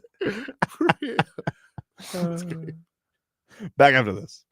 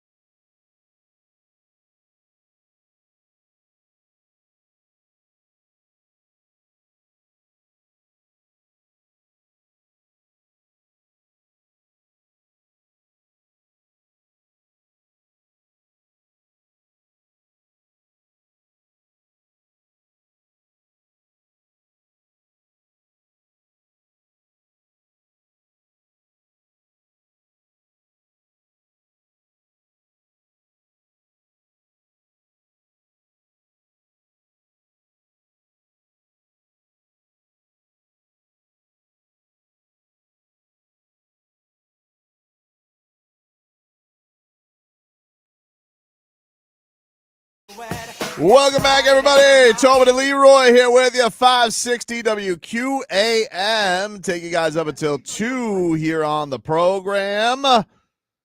It is that time on a Thursday where we hand the baton over to Frog Boy and play a little Goosies. No Goosies. Give some topics, and we'll figure out where we got the Goosies or not. Frog Boy, you ready? Yes, sir. All right, what do we got today for Goose No Goose? All righty, gentlemen. I mentioned earlier that Mike McDaniel addressed. Call me that one more time. I apologize. Figgy. That was my mistake. Figgy, I apologize. I was never heard from again. Mm-hmm. Learn from their mistakes. My bird kind of sound like a cat. Mike McDaniel had an interesting review. Don't be exhausted. You don't know what he's gonna say. Maybe you get the Goosies. No, I completely agree, Leroy. It's May, and there ain't nothing that man can say to give me the Goosies in May. I think it could be before the Super Bowl. I don't think he would give you the Goosies. No, that's not true. That's not true. That's not true. If he turns it around and they start playing more physical, that'll give me the Goosies, because that means that he's I'm talking about words that he says. Words. The only thing that'll give me the Goosies if he says we're going to be more physical. So if he says that right now, you would get the Goosies. Get the Goosies. All right. Because that means he's aware. So what did he talk about? Well, he talked about the physicality. He talked about his quarterback, Tua, what he's been up to recently, trying to improve his game. He's the quarterback, the franchise quarterback of a team. His job is to lead men each and every play and finding different ways to continue the process of evolution for him. That's always been the name of the game for him, and whether that's getting the offense to the line of scrimmage faster, out of the huddle, or whether that's being able to adjust protections, do side adjusts, growing his game, work on progressions, working on escaping the pocket and getting rid of it. All of the things that quarterback's asked to do, I think that's where he's at. Is there's nothing. He's dipped his toe in the water with everything, and now it's consistency of mastery, and that's why it's a never-ending exercise. Wow, consistency of mastery. What's the question again? It was that's about Tua or something like that. Yeah, he dips his toe in the water when he's on the yachts, and something about he never exercises. He didn't say that. Something like that. Never ending. Hey, wait. something. Never mind. I beat science. It's not Lent. Never forget. What? You were in no position to tell anybody what about being in shape. Watch this. See that? What did you break? It sounded like you broke something. See the burst? Meanwhile, just add that chair to the chair boneyard. We don't have that here anymore. Shouldn't have been in my way. Oh, we don't have a chair boneyard? Not here. Okay. Watch out, Chop Robinson's coming off the edge. Kick out. I got the Goosies just because I like that term. Goosies. I like him inventing stuff. Goosies. Shocking. Wow. No Goosies. Jennifer? I don't even know what the hell he said. Oh, okay. She's giving us a Mike McDaniel response here. No Goosies. Wow. No Goosies. Fair. It's fair. All right. Froggy? I will say no Goosies. No Goosies. But in regards to him touching different aspects of his game, I think this will be Tua's best year by far statistically. Okay. All right. That's a claim. What's number 2, Froggy? Number 2 on the list, as we've come to enjoy this tradition in the locker room following Panthers victories. Leroy's going to love this. We had a special winner of the coveted game puck from the Panthers. Let's watch this video and see if this gives you any Goosies. Leroy. Guys, looking alive here. Lead dog, Bobble, but Hot Rod. Yeah. That's Hot. your boy there, dog. Evan Rodrigues. Congrats, fellas, but we know what we came here for. 4 more. Let's go. Hey. Oh, how tall is he? Or is he still on the skates? I think he's still on skates. Okay, because I was getting ready to say. He looks like he's walking on skates. Right. Because you know when you first see it, you're like, whoa. He's 5'11". But on skates, handsome. 6'2". Oh, sorry. He kind of looks like Rick Moranis. They still got to dress nice in hockey if they don't play, huh? They don't do. Yeah. Did you see all the suits? Yeah, all the suits. Oh, really? Doesn't he look like Rick Moranis? Evan Rodrigues? Yeah. A little bit. I see what Yeah. you're seeing. I see what you're seeing.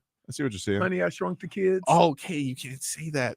You just revealed one of my lists, one of my winners. Oh. Top 5 double dip. We guess we got to take that one out. Wait, what? How am I supposed to know? What? Oh my goodness! They're spoiling bits, Leroy. Spoiling bits. That mean, oh my goodness! Enough of this. I got the Goosies. What do you think they do with that board afterwards? Like, do you think it goes in like their locker room archives? Like, what do you think they do with the winning board from last year? I don't know. Where is it? Maybe it's up in the facility. I don't know. That's what I'm asking. It's got to be up somewhere. Got to inspire. You got to look at that and be like, Or look at somewhere that. in the arena, you know how they have I'm gonna those ask. glasses. I'm gonna reach out to some sauces. We See if I can collected. find out. Could ask David. He would know. You think he knows? Yeah, I'm gonna ask he's somebody with the there. team. Huh? I was gonna ask somebody with the team. I don't think he knows where they keep their treasures. I'll ask my sources. Plus, he's in the air right now. Yeah. Give him a call. What? What is he on, Frontier? I don't know. Dude, I'm gonna tell you. You ever get on a plane and you're just like, the engine starts.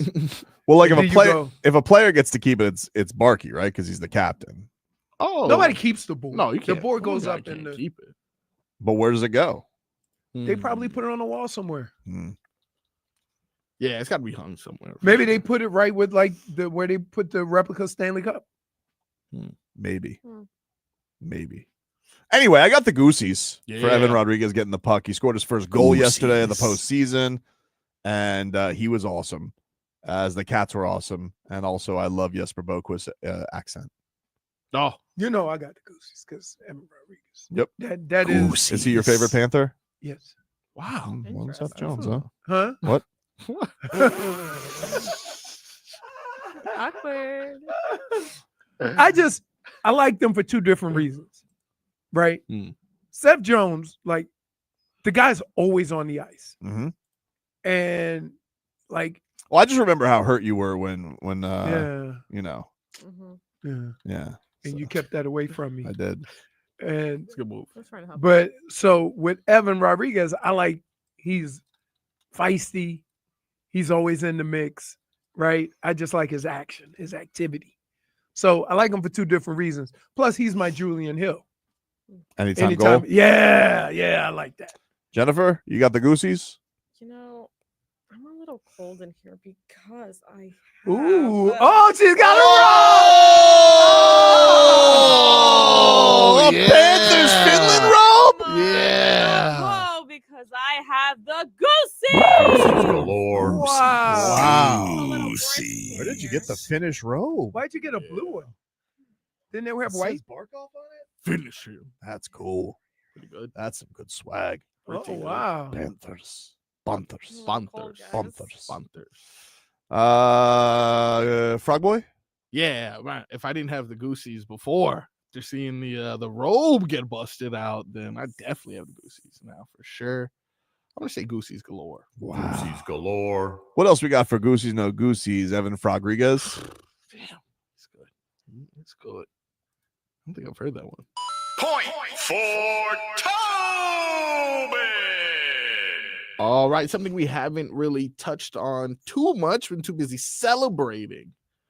But Anthony Edwards. Yeah, there was basketball last night. There was basketball. It wasn't much of a Yeah, game. Interesting. Not much. They pulled a heater. Yeah. Single-digit quarter. Not good. Not good. That was over very quickly.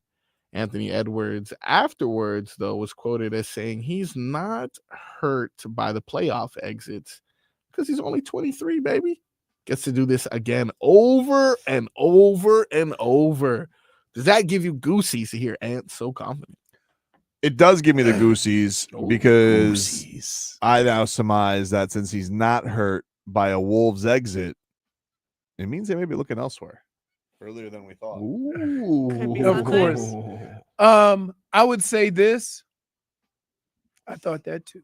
Wow. Whoa, Goosies? I did. I thought when we lost the championship, we'd just run it back and get back next year. I thought you right. So like, I think as a young player, sometimes you take for granted the opportunities that you get when you to win a championship. Case in point, you think Dan Marino thought that? He had some success so early in his career. You think after 15 plus years, you ever thought at the end of it, I never made it back? It's tough. Right. So I would say, like, I get what he's saying, and I think he's trying to, kind of keep it in perspective. That being said, it ain't no guarantee you're going to get back. Not with them. I want to look for this guy. more fertile ground. What are you doing? What? You always, no matter what I say, you always have side interests. Oh, we're on the same page, you and me. We're agreeing. How are we on the same page? You saying, he may not get back there, and I'm saying, he may definitely not with Minnesota. Who knows?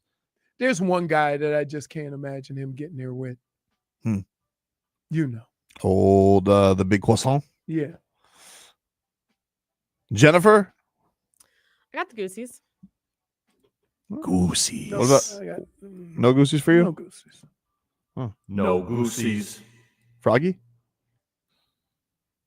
You know what? I'm gonna say no Goosies as well. No Goosies. Just because Leroy's right. Like, yeah, sure, you made it a couple times, but you never know if it's always gonna be like that unless you come to Miami. Right. I think just things change from year to year on your team or what have you. And here's what's gonna happen. They traded so many assets for Rudy Gobert, right? That where does that put them moving forward with their ability to add more talent around? And that, so like, yeah, those things. After they're expensive and they're going to get probably more because they're probably going to lose Naz Reid. They'll probably, right. That's what I'm saying. They're going to end up having to trade some. I mean, we'll see what happens with Randall too, but it's, Would you take Randall on the Heat? Yeah. Nah, too weird of a fit. Because it was available last year too, and I was just like, it's too weird of a fit with Bam, and now Khalil. But the guy you want is Wiggins in a perfect world. A guy like that. What? In a perfect world. Yeah. 4 years left on that Ant deal. Maybe too early to make a stink. Well, you never know. I mean, it never stopped anybody before. Is he open and getting really, really fat? Could he get himself into some kind of trouble where it's like, oh, we can't have this? He guy doesn't seem around. like the type, though. But your other option is Ja. I'm still trying to figure out how Ja fits down here. At Tootsie's. I don't know. A lot of space. But Ja, I'll catch a grenade for ya. Okay. Wow, Tobin. What? Hey, no, really. What? Do you think Ja fits down here? I think he does. Do we have any fits? Bam. Misfits. Yeah, we have Khalil. misfits. That's a point, Jennifer. Thank you. That's good. Misfits. That is good. Point for Jay Fitz. Sorry, whispering that. Final hour coming on up. We're back after this.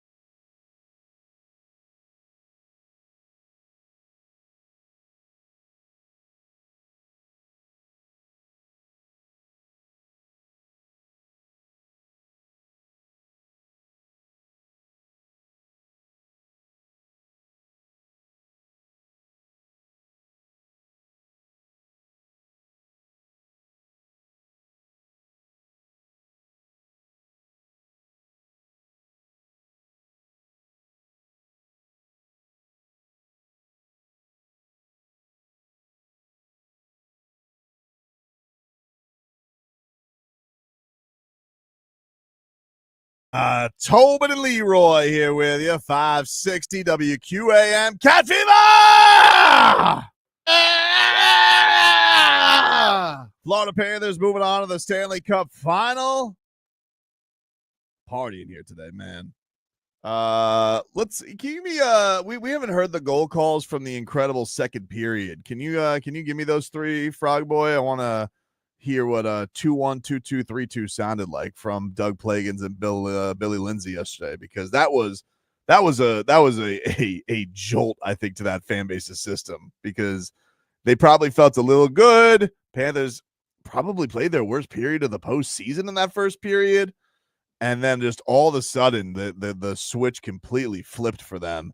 And it really was that power play where Tkachuk gets the redirect off the blast from Aaron Ekblad to make it 2-1. You got that call from Doug Plagens last night? Jones scales the blue line. Left side, Ekblad to the high slot. A shot tip, they score! A power play goal! And the Panthers cut the deficit in half. Matthew Tkachuk got a stick on that, and the Canes lead reduced to 2-1. Man, that was good. And then after that, Leroy's guy, E-Rod, Hot Rod, finding the net for the first time in the postseason to even up the game.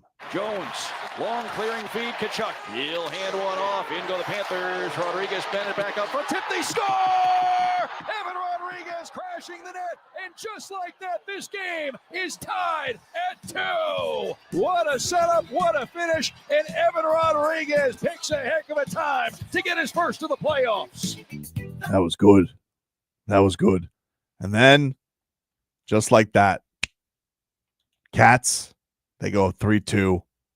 Marchand finding Mr. Las Olas himself. Handsome Anton Lundell. Marchand, sharp angle in front, tip, they score! And it's Anton Lundell set up perfectly by Marchand right at the top of the goal crease. Lundell upstairs, and the Panthers get the lead. It's 3-2 here in Raleigh. That entire that fan base, they were shook, dude. Shook. Now they were brought back into it. In their boots. They had was it Seth Jarvis evened it up with that weird turnover. Bob got a little aggressive on it. He flips it right over Bob to even it up at 3-3. And then just for those who missed it, Marcos, give us the call one more time of that incredible Barkov setup to Barkov along the right boards, down to the corner, then back behind the net with Orlov all over him. Barkov breaks free to the front of the net, back in feed. Verhaeghe, and he scores! And the Panthers take a 4-3 lead with 7:39 to go in the third. The Panthers are back in front. Carter Verhaeghe upstairs. What a pass from Barkov! And the Panthers once again in front here in Raleigh. Captain, man. Captain the Swaggy. That was good. Brad Marchand, of course, you heard there, had the big setup to Lundy, and the former enemy in the locker room after the game, where he is now heading to the Stanley Cup Final with the Florida Panthers of all teams. In the second period, in your opinion, kind of what changed and what kind of momentum for you guys? Aleksander Barkov got us going. Looks good over there. He it actually did. Our power play. He just says with the Barky. Handsome. He made a great pinch on the wall, kept the puck in, and then the guys went to work from there. They did a great job getting puck in the net, and then obviously Chucky got a stick on it. So that was huge for us. And then we just kind of, we carried on that momentum, and so it was good. We got to our game. We knew after the first period that we knew they were going to come out the way they did, and we knew all it took was one shot to get us back in it, and we just had that belief, and it was great that we were able to pull it out. And you joined this team for a shot like this. What personally was it like to be heading back to the Stanley Cup? Yeah, it's exciting. You hope that you get to this point, and obviously we have a great team, and we've played well so far. So we got to the point where we want to be, but we haven't accomplished anything yet. The comfort level of just being here tonight, the building was rocking, you guys were down. Hockey Hornet. And you guys seemed very comfortable, and obviously you were able to pull off the comeback. Yeah, we're comfortable in these situations. The guys in this room have been here in many different situations and been up and down. And when you've been through it before and you've gone all the way, you see the different way that momentum swings can happen throughout a game and how you can take advantage of that. And we knew, again, that it was one shot that could be the difference and get us back in it. And, yeah, we did a great job at, again, playing off the momentum and continuing to build off it. And even, when they got that goal in the third, it didn't faze us at all. We just kept pushing and kept going back, and we had a couple really good opportunities before we even scored. So it's just that the belief in the room that we can come back in any situation. It really felt like after they got the first one, like the Cats snapped back into themselves. Yeah. It's a beautiful thing. Man, still weird though. Like this guy has been amazing for the Cats. So strange. Like it's not even just like I thought Brad Marchand was going to be here. Little jolt every here and then. Retirement. Yeah. He was in not a retirement, not a retirement tour, but he's been like instrumental in the winning. That the perfect binding of that line, so huge all playoffs. Right. It's been amazing. It's been amazing. I'm sorry about all the things I said about you. You got to do that at least 3 times a year. Yeah, but you can understand with him. No, this was like our biggest Yeah, enemy. it is on the Look at that rat face. That's a face. That's a face only we could love now. That's why they hit him with the rats. Yeah. Oh, I love that. Every time that makes me happy. He goes, I love how they're just waiting. he for just him. goes and takes him. They're peppering him, and then he brings it to the kids. The kids love the rats. Love the rats. Am I a child though? Because when they hit the rats to him in his leg, he looks to be like, oh, that hurt. And I just found out because Barkov was missing at the end of one of these games, and finally they were just like, okay, we get it. I thought the entire time as he was acting, probably for the kids, like, oh, this hurts me so much. I'm like, oh, why would they do that to him? Then I found out he's just, obviously doing this. He's just a rascal. He's just a showman, and I'm a child. And he's about to be a showman that's about to get that DQ check. Is this what he's going to be? Ooh, that's gonna be good. In the mood for Hey, I don't know if you heard this. Blizzard. 2-for-1 blizzards. Make sure you use your Yeah, Uber but Eats they app. can't get here. Really? You can use my code. I have one right. What's your code? Just open up the Uber Eats app. That's it. That's not a code. No, it's my code, dude. What do you mean, dude? It's a secret code. I have one right by my house. I've never been in. But you've never been to a DQ? I have been, because I remember when I was in college, I dated a girl in college. She lived in the Upper Peninsula of Michigan. Mm-hmm. She goes, "We have a Dairy Queen brazier." What? Dairy Queen. So they used to have 2 different kinds of Dairy Queens. Really? They used to have Dairy Queen with just the ice cream, And with the food. Dairy Queen with food. The brazier was the one with the food. Mm-hmm. So she also only had 2 stoplights in her whole town, and brazier to call for food or anything, only had to dial the last 4 numbers, because the town was so small you didn't have to dial the first 3. That's how small.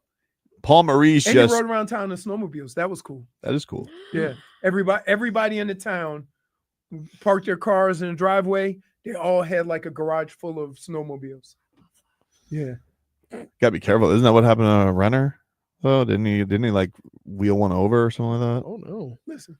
What? No, Everything is dangerous. we to were Patsy. and I got to golf on a lake in the snow. Look at you. That was cool. Paul Maurice was asked about the non-joining of the handshake. This is what the Panthers head coach had to say about that. This has been because we heard about this in the first round where he thought it's dumb, and then he decided in the second round, I'm not going to do it. And I think it got a little bit more viral attention because it looked a little. He goes over to Brind'Amour, which played for Paul Maurice, so they got a relationship and whatnot. But Brind'Amour looks like I got to be honest with you, he wound a little tight. And it kind of looked like there was it looked tense. Did you see the video of it? I didn't see the video of it, but I could imagine Didn't look like he was, anytime you have a person who's really intense and a guy that's just going, over there that, like, I'm not here. And I've told you this before. If I win or you win, I'm not gonna feel upset or disrespected if right after you feel the most crushing loss of your career or whatever, you don't want to be bothered. I don't read into that too much. Well, yes, but I think in the tradition of hockey, like he's expecting to go into the line, and now Paul Maurice is like telling me, "Hey, you guys be like, hey, I want to do this line thing with the handshakes. I think it's for the players." But he went and did his party, you know. When he congratulated him and he didn't do the line. Like that's fine. He's like likes should go. You know, like players and players, coaches.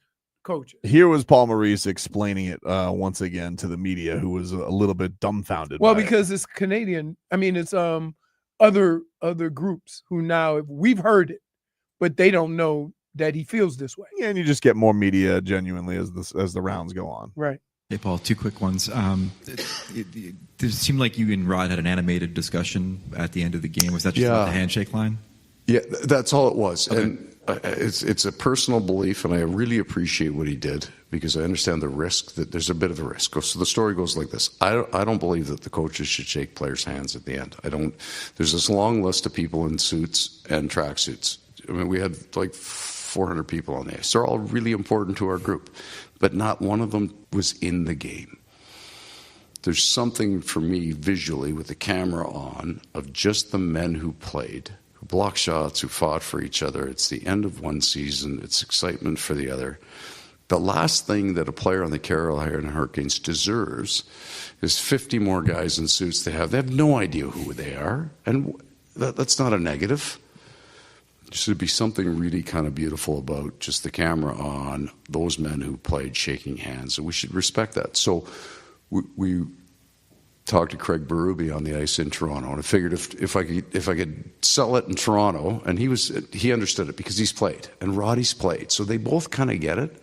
I don't know where it changed. When I first got in the league, you would never go shake the players. Now, some coach wanted to get on camera. It's the only thing I can figure out, right? And it was, I don't know, maybe you want to shake Wayne Gretzky's hand or something. I don't know when it changed, but I don't think it's right. I think there's a really nice, kind of beautiful part of our game when just the players shake hands at the end. When you think of all the wars, that's not the right word, all the great competitions on the ice, I mean, hard, going after each other, and yet they shake hands like that. That's special. I mean, they're not sending Christmas cards to each other. This was nasty out there.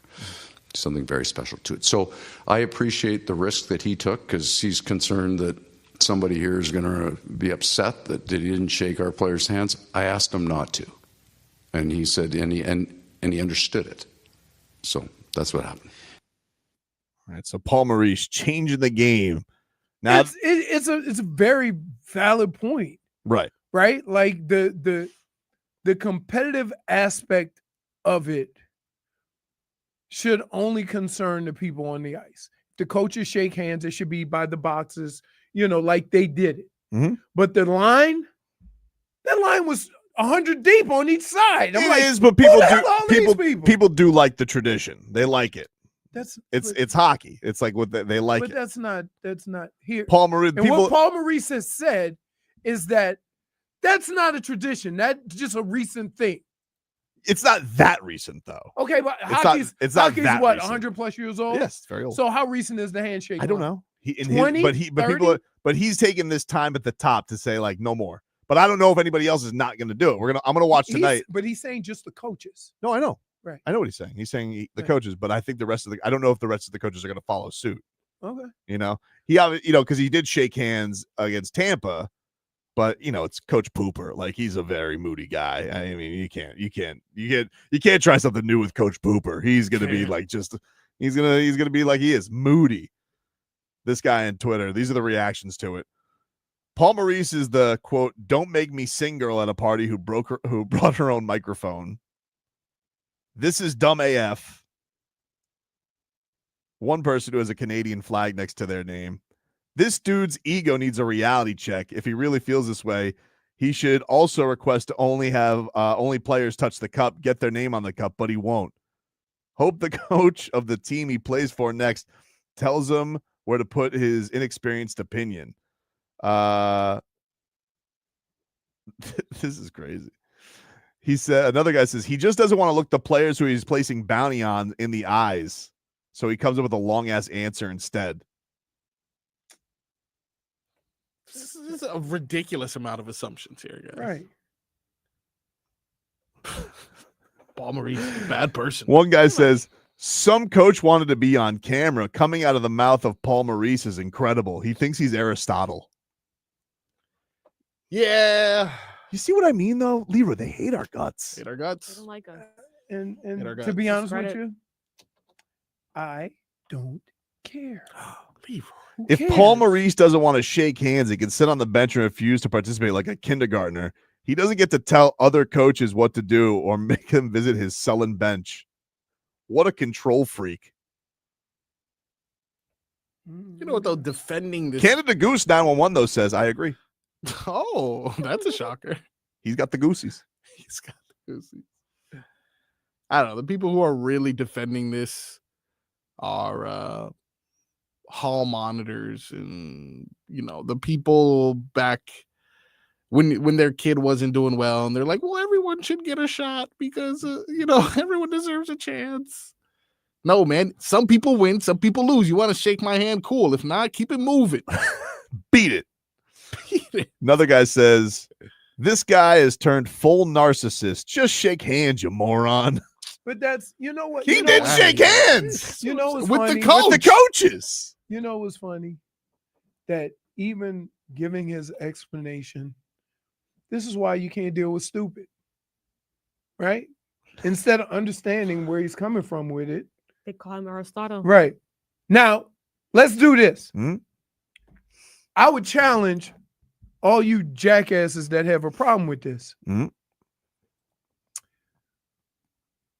When the Panthers come into your stadium or your barn and beat you and win the Eastern Conference championship, do you shake the fans' hands and say good game or good series? If they were nice. No. You know who did that to me? I'll tell you who did that to me. I'll tell you his story time with Tobin. Usually you have the stories. I was a wee lad. It was the 2003 NLCS. Oh, Game yeah. 5. I don't know if you remember, Leroy. We were down 3-1 in that series. Mm-hmm. Game 5. Josh Beckett. Now, let me tell you something about this NLCS. My grandfather and I, we were surrounded by Cubs fans. Like, dude, it was... People think a lot of New York fans come here. Never in a series had I been at something like that. It was... Because they only have... The Chicago people only have to drive from the West Coast. They when they move down, they move on the West Coast. I guess so. But Yeah. Cubs fans travel, like, genuinely. Like, Yeah. And they remember, this was before the Cubs won the World Series. Mhm. This is the big deal. Remember, they ostracized poor Bartman the next game. Mhm. So we had been there the first 2 games, Leroy. Oh, we got our asses kicked. Bad. Finally, Josh Beckett delivers his first career Jim. complete game. Jim. Gets a game, makes it 3-2. But they all think that they're going to win the series. But they were very nice to me. They said, oh, look at you with your grandpa. I'm glad you guys got one. We were sitting around the same people for a lot of the games. Oh, we're so happy you got one. So they were very nice. Little did they know, though, what was about to pop up. Now, One of the all-time collapses. Yeah. Hold on. I love. But they were very nice to I me. love when you give examples, but you're not giving examples that fit my story. That would have only been fine if after game 7 they would have said good series. Yeah, well, it was on the road. I wasn't at that game. Okay, but you understand what I'm saying? They did tell me good game, though. Like, they were Yeah, genuinely but that's happy because for they were me. still up 3-2.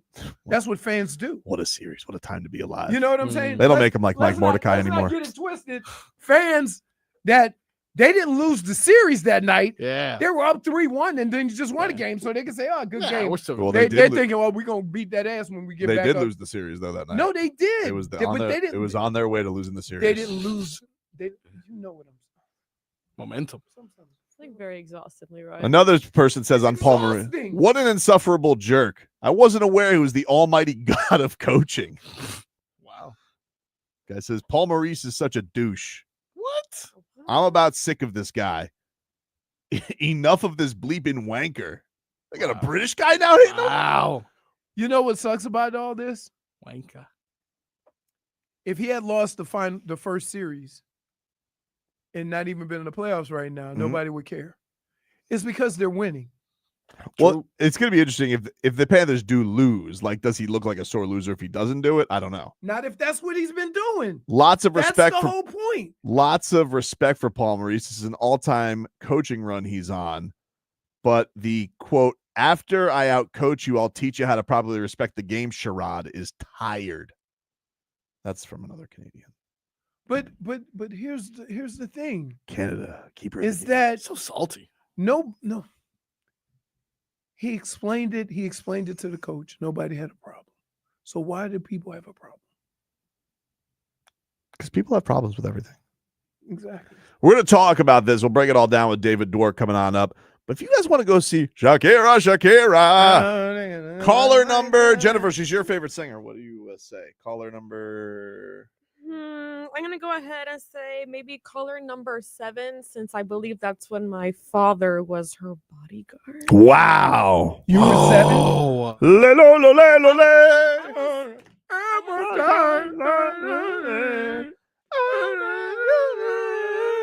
Whatever. Anyway. Also, you guys better sing when you answer. 305-567-0560. Caller 7 wins the Shakira tickets, Hard Rock Stadium. And that's what we'll give it to. Back after this.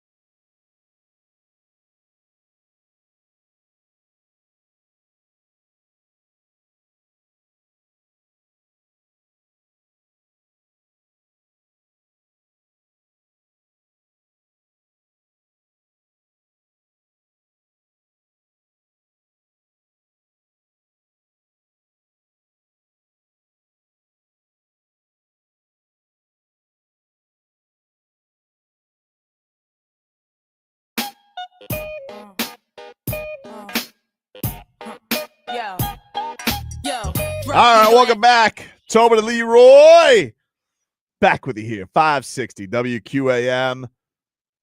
You guys get it on the chat. Miami 560 WQAM. You miss any of today's show, you guys get that on the Tobin and Leroy podcast. Also available for you on the YouTube page, Miami 560 WQAM. And tonight, New York Knicks. They will try and avoid elimination. I'll be rooting for the Pacers very much.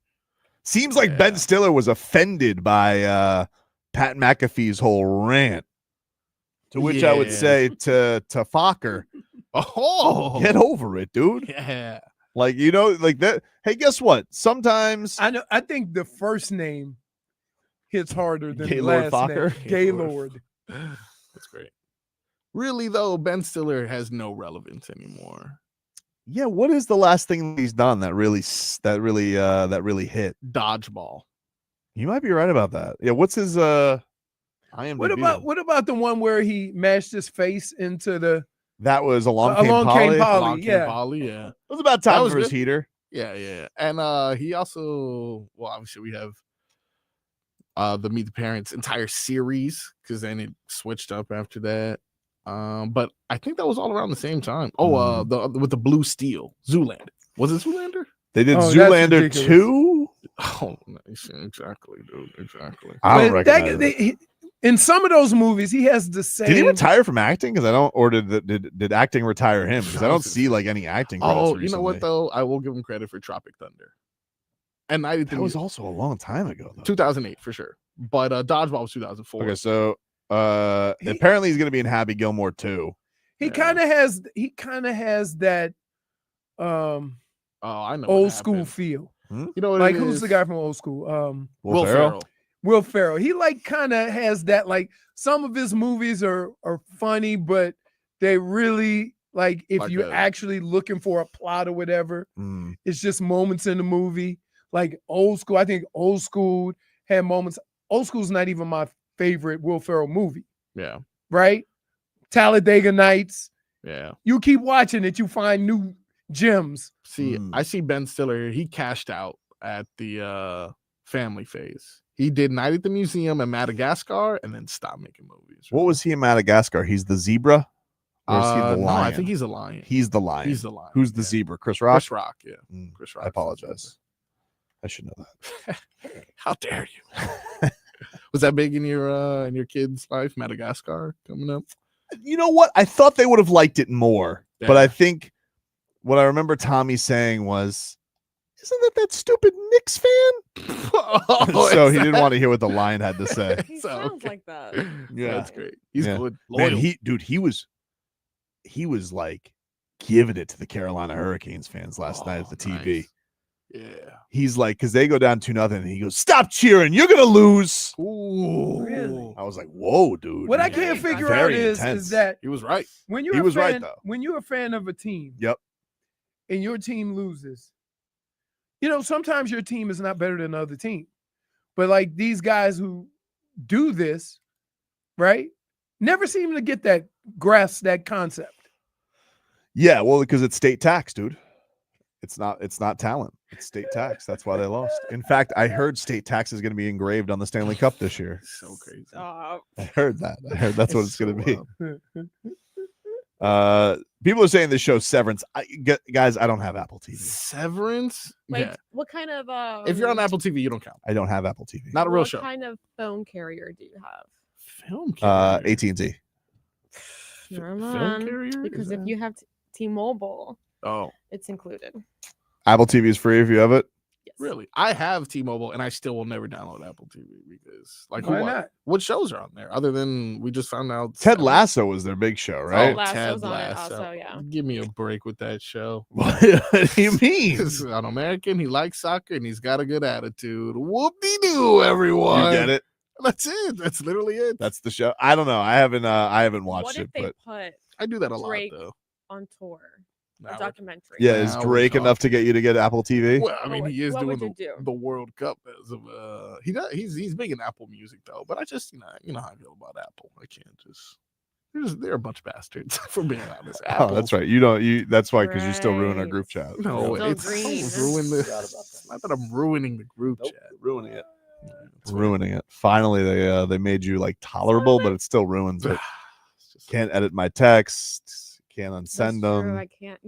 Leroy's got to he send them. wanted Imagine to- if he you had wanted to Apple. do a monocle, and Yeah. that's what he had to do because of You embarrassed Leroy yesterday because of your group chat. Yeah, but he could have unsent it if you were the rest of us. But remember when you sent us that picture of you trying on that shirt? That was great. That was great. Modeling for us. You looked good. Thank you. Mrs. Tobin liked it. I totally forgot about that. I totally forgot about that too. It's my wallpaper. Thank you. That's very nice. Well, another person who's a model, Ooh. the Hockey Hornet himself, David Dwork. He's going to join us, break down all things Panthers advancing to the Stanley Cup Final. He joins us next.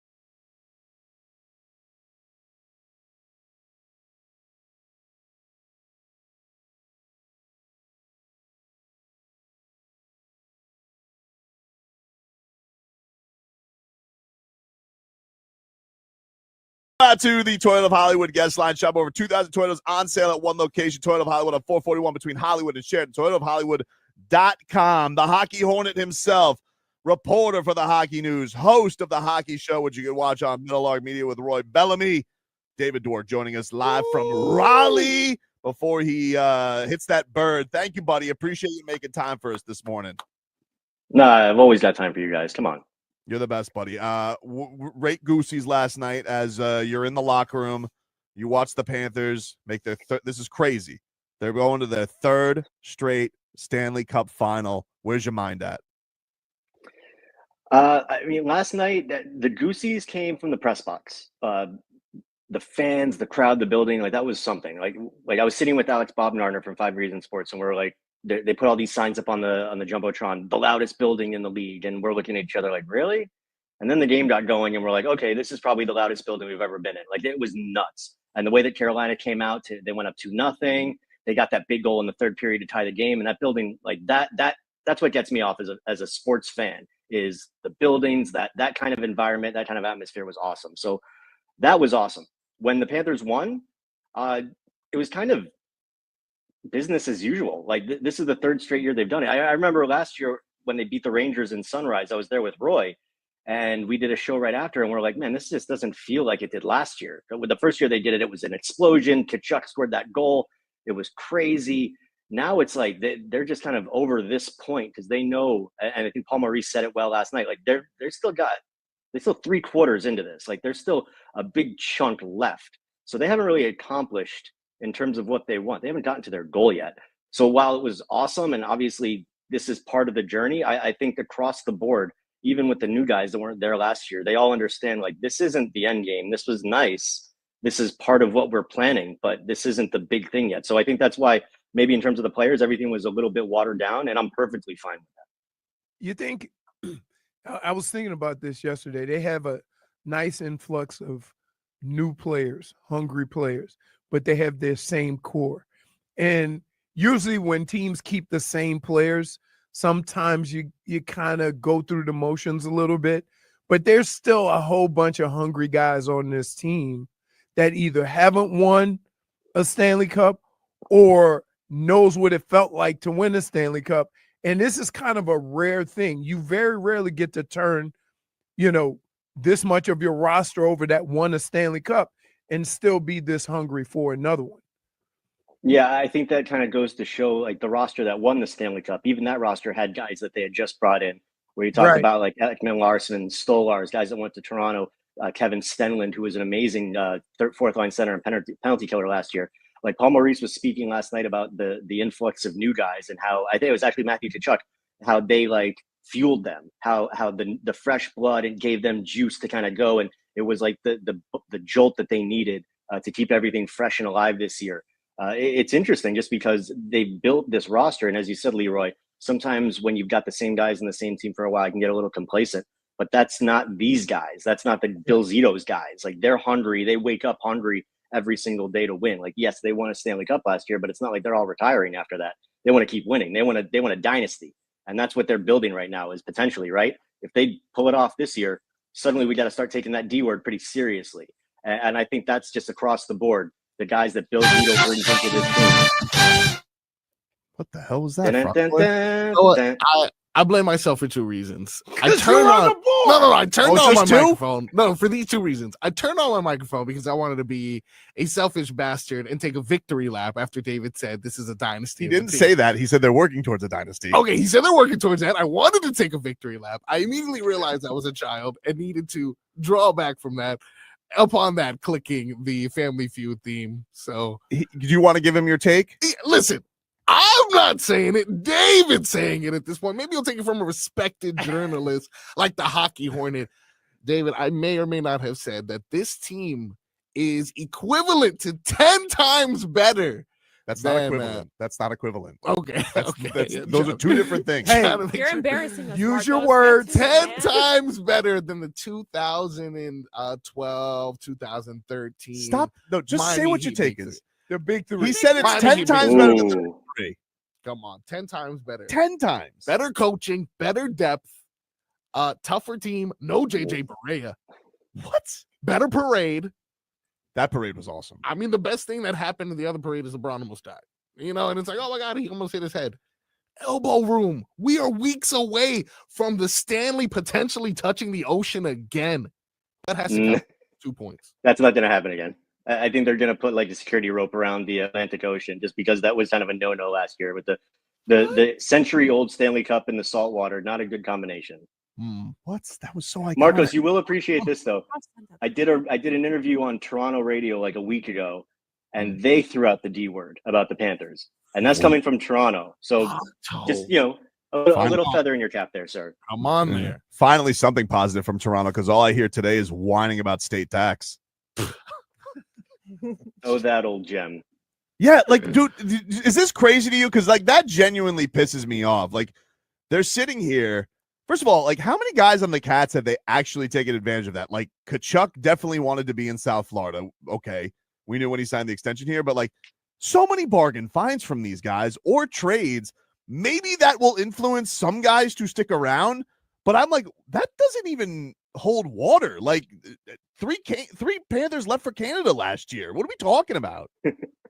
Well, I always come to the same question whenever anybody brings that up. Like, did that just start in 2020, or was that not the case the entire existence of the Panthers, where they were terrible for the better part of 30 years? Like, I didn't hear anybody complaining about it then. Suddenly you get a competent general manager, somebody who knows how to balance a budget and can actually stretch it out and bring in guys that are worth their value. Suddenly, oh my God, it's a big problem because they're working within the system that they've been working in for 31 years, okay? Like, everybody just needs to calm down. If you have a problem with it, go get a GM, go get a coach, build a team that guys are going to want to come to, and then you can start negotiating your finance. Until then, we're going to take this advantage.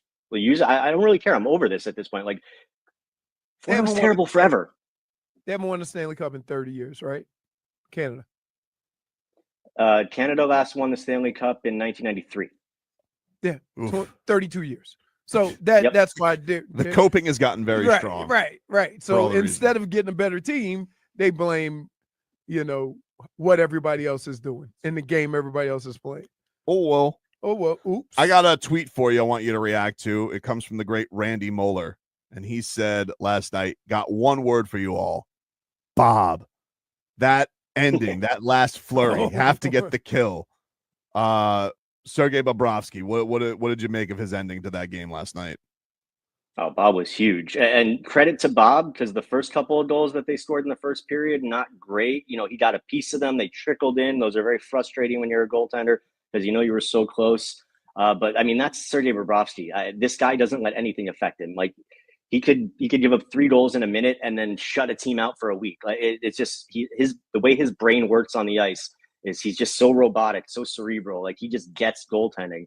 And the fact that they've got this team that plays so well in front of him, he doesn't have to stress out about rebounds, overcompensating, sliding one way or the other. Like, the defense is so good in front of him that they clean up so many of those little things, the little issues that come up with goaltenders that cost them so much during his first few years with the team.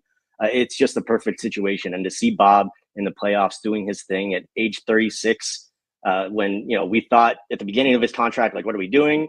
All of a sudden, Hall of Fame Bob, Stanley Cup Bob, everything we wanted and more. The question now becomes, Bob's contract is over after next year. What are they going to do after Bob leaves? This is going to be a team that's going to be good for the next 3, 4, 5 years and so on. Is Bob going to be a 40-year-old Vezina winner? I wouldn't put it past him.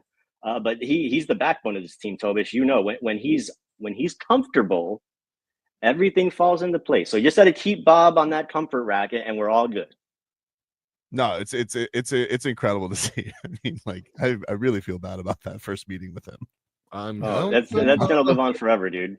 That's the best.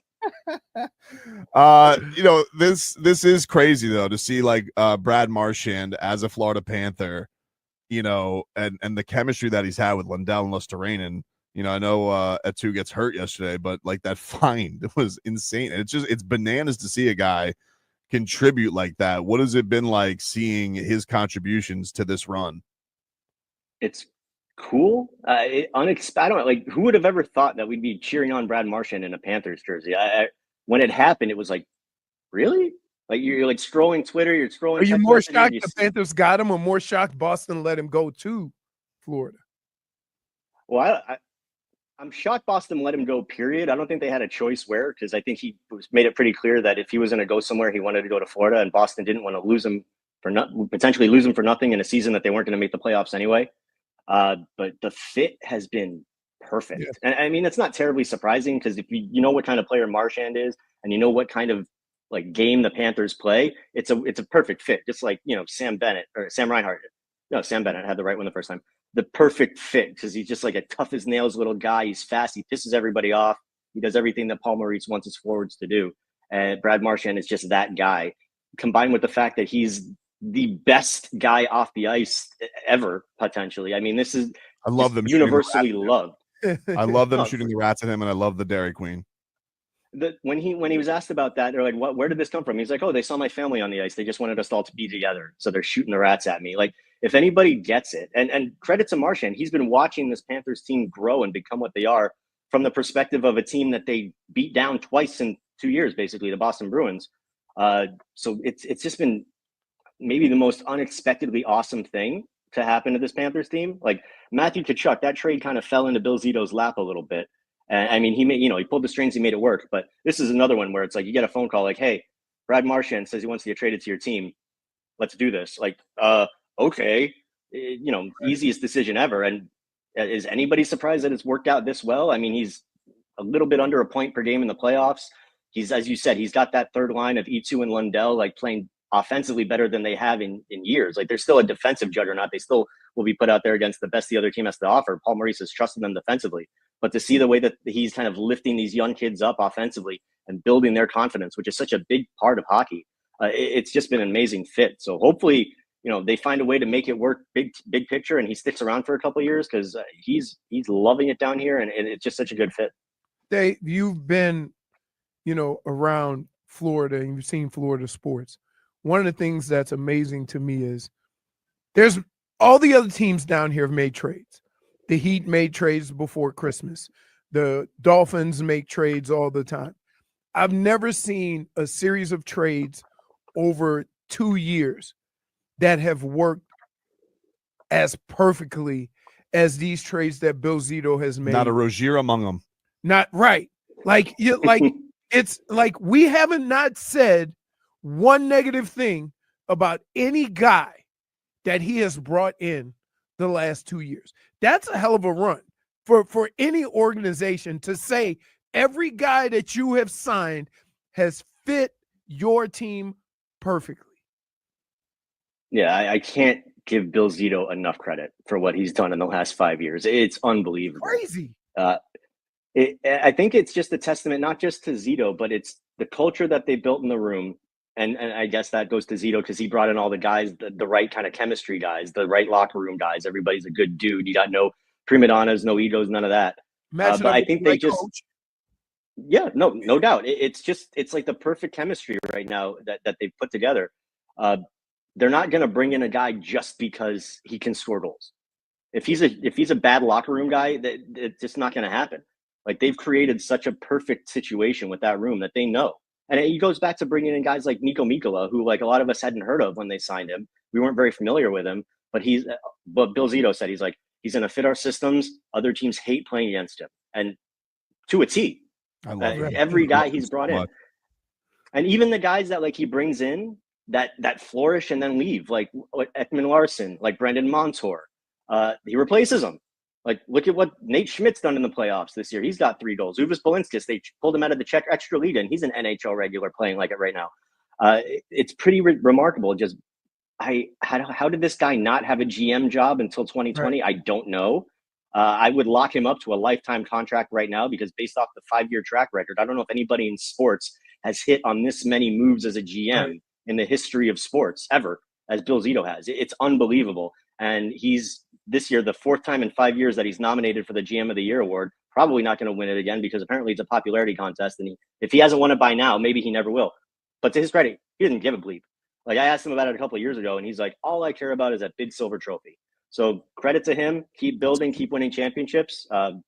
It's unreal, Leroy. I've never seen anything like it. Never. Before we get you out of here, buddy, what was it like meeting Hootie?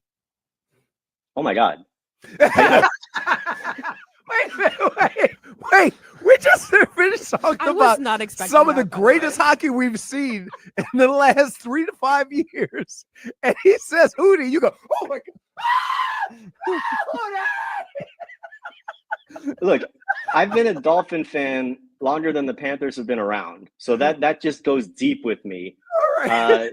I mean, you associate Hootie with the Dolphins. The fact first they showed him on the Jumbotron doing the siren thing, and I'm like, I don't know how I feel about this because it's hockey, so it's different. But then after one of the intermissions, I saw him walking around in the press box. I'm like, okay, I'm going to kick myself in the ass for days if I don't at least try to go and say hi and be like, dude, huge Dolphin fan. And we took a selfie. It was awesome. When he heard that I was a Dolphins fan, his eyes lit up a little bit, which was really cool. I'm sure he gets it all the time, but still. As a Dolphin fan, Leroy, you take the wins wherever you can get them. And for me, that was a win last night, and I'll take it. I think I saw Hootie and the Blowfish right before they were about to go play Tennessee, and they lost. He's like, we're going to beat Tennessee, right? And it was like, yeah. Oh, God. They didn't. Oh, my God. I mean, as much perfect. as we've talked to you, your reaction to just the words Hootie is like, I thought he was going to say that he felt betrayed by him because he was a Canes fan, but no. Well, now he's got another. Different. Now the Canes make him cry, not just the Dolphins. Yeah, right. There you go. Maybe he's just bad at picking teams. Maybe he's just tortured right now. You know? Oh, He's man. alone by his lamppost. Yeah. I'll stop. Buddy, thank you so much. Safe Thanks, travels home. Go check out David Dwork's work. He is the host of the Hockey Show with Roy Bellamy on Metal Log Media. Go check their whole recap of everything Cats and this incredible run that they've been on, and go follow his work at David Dwork and the Hockey News. Thank you, buddy. Anytime, guys. Be good.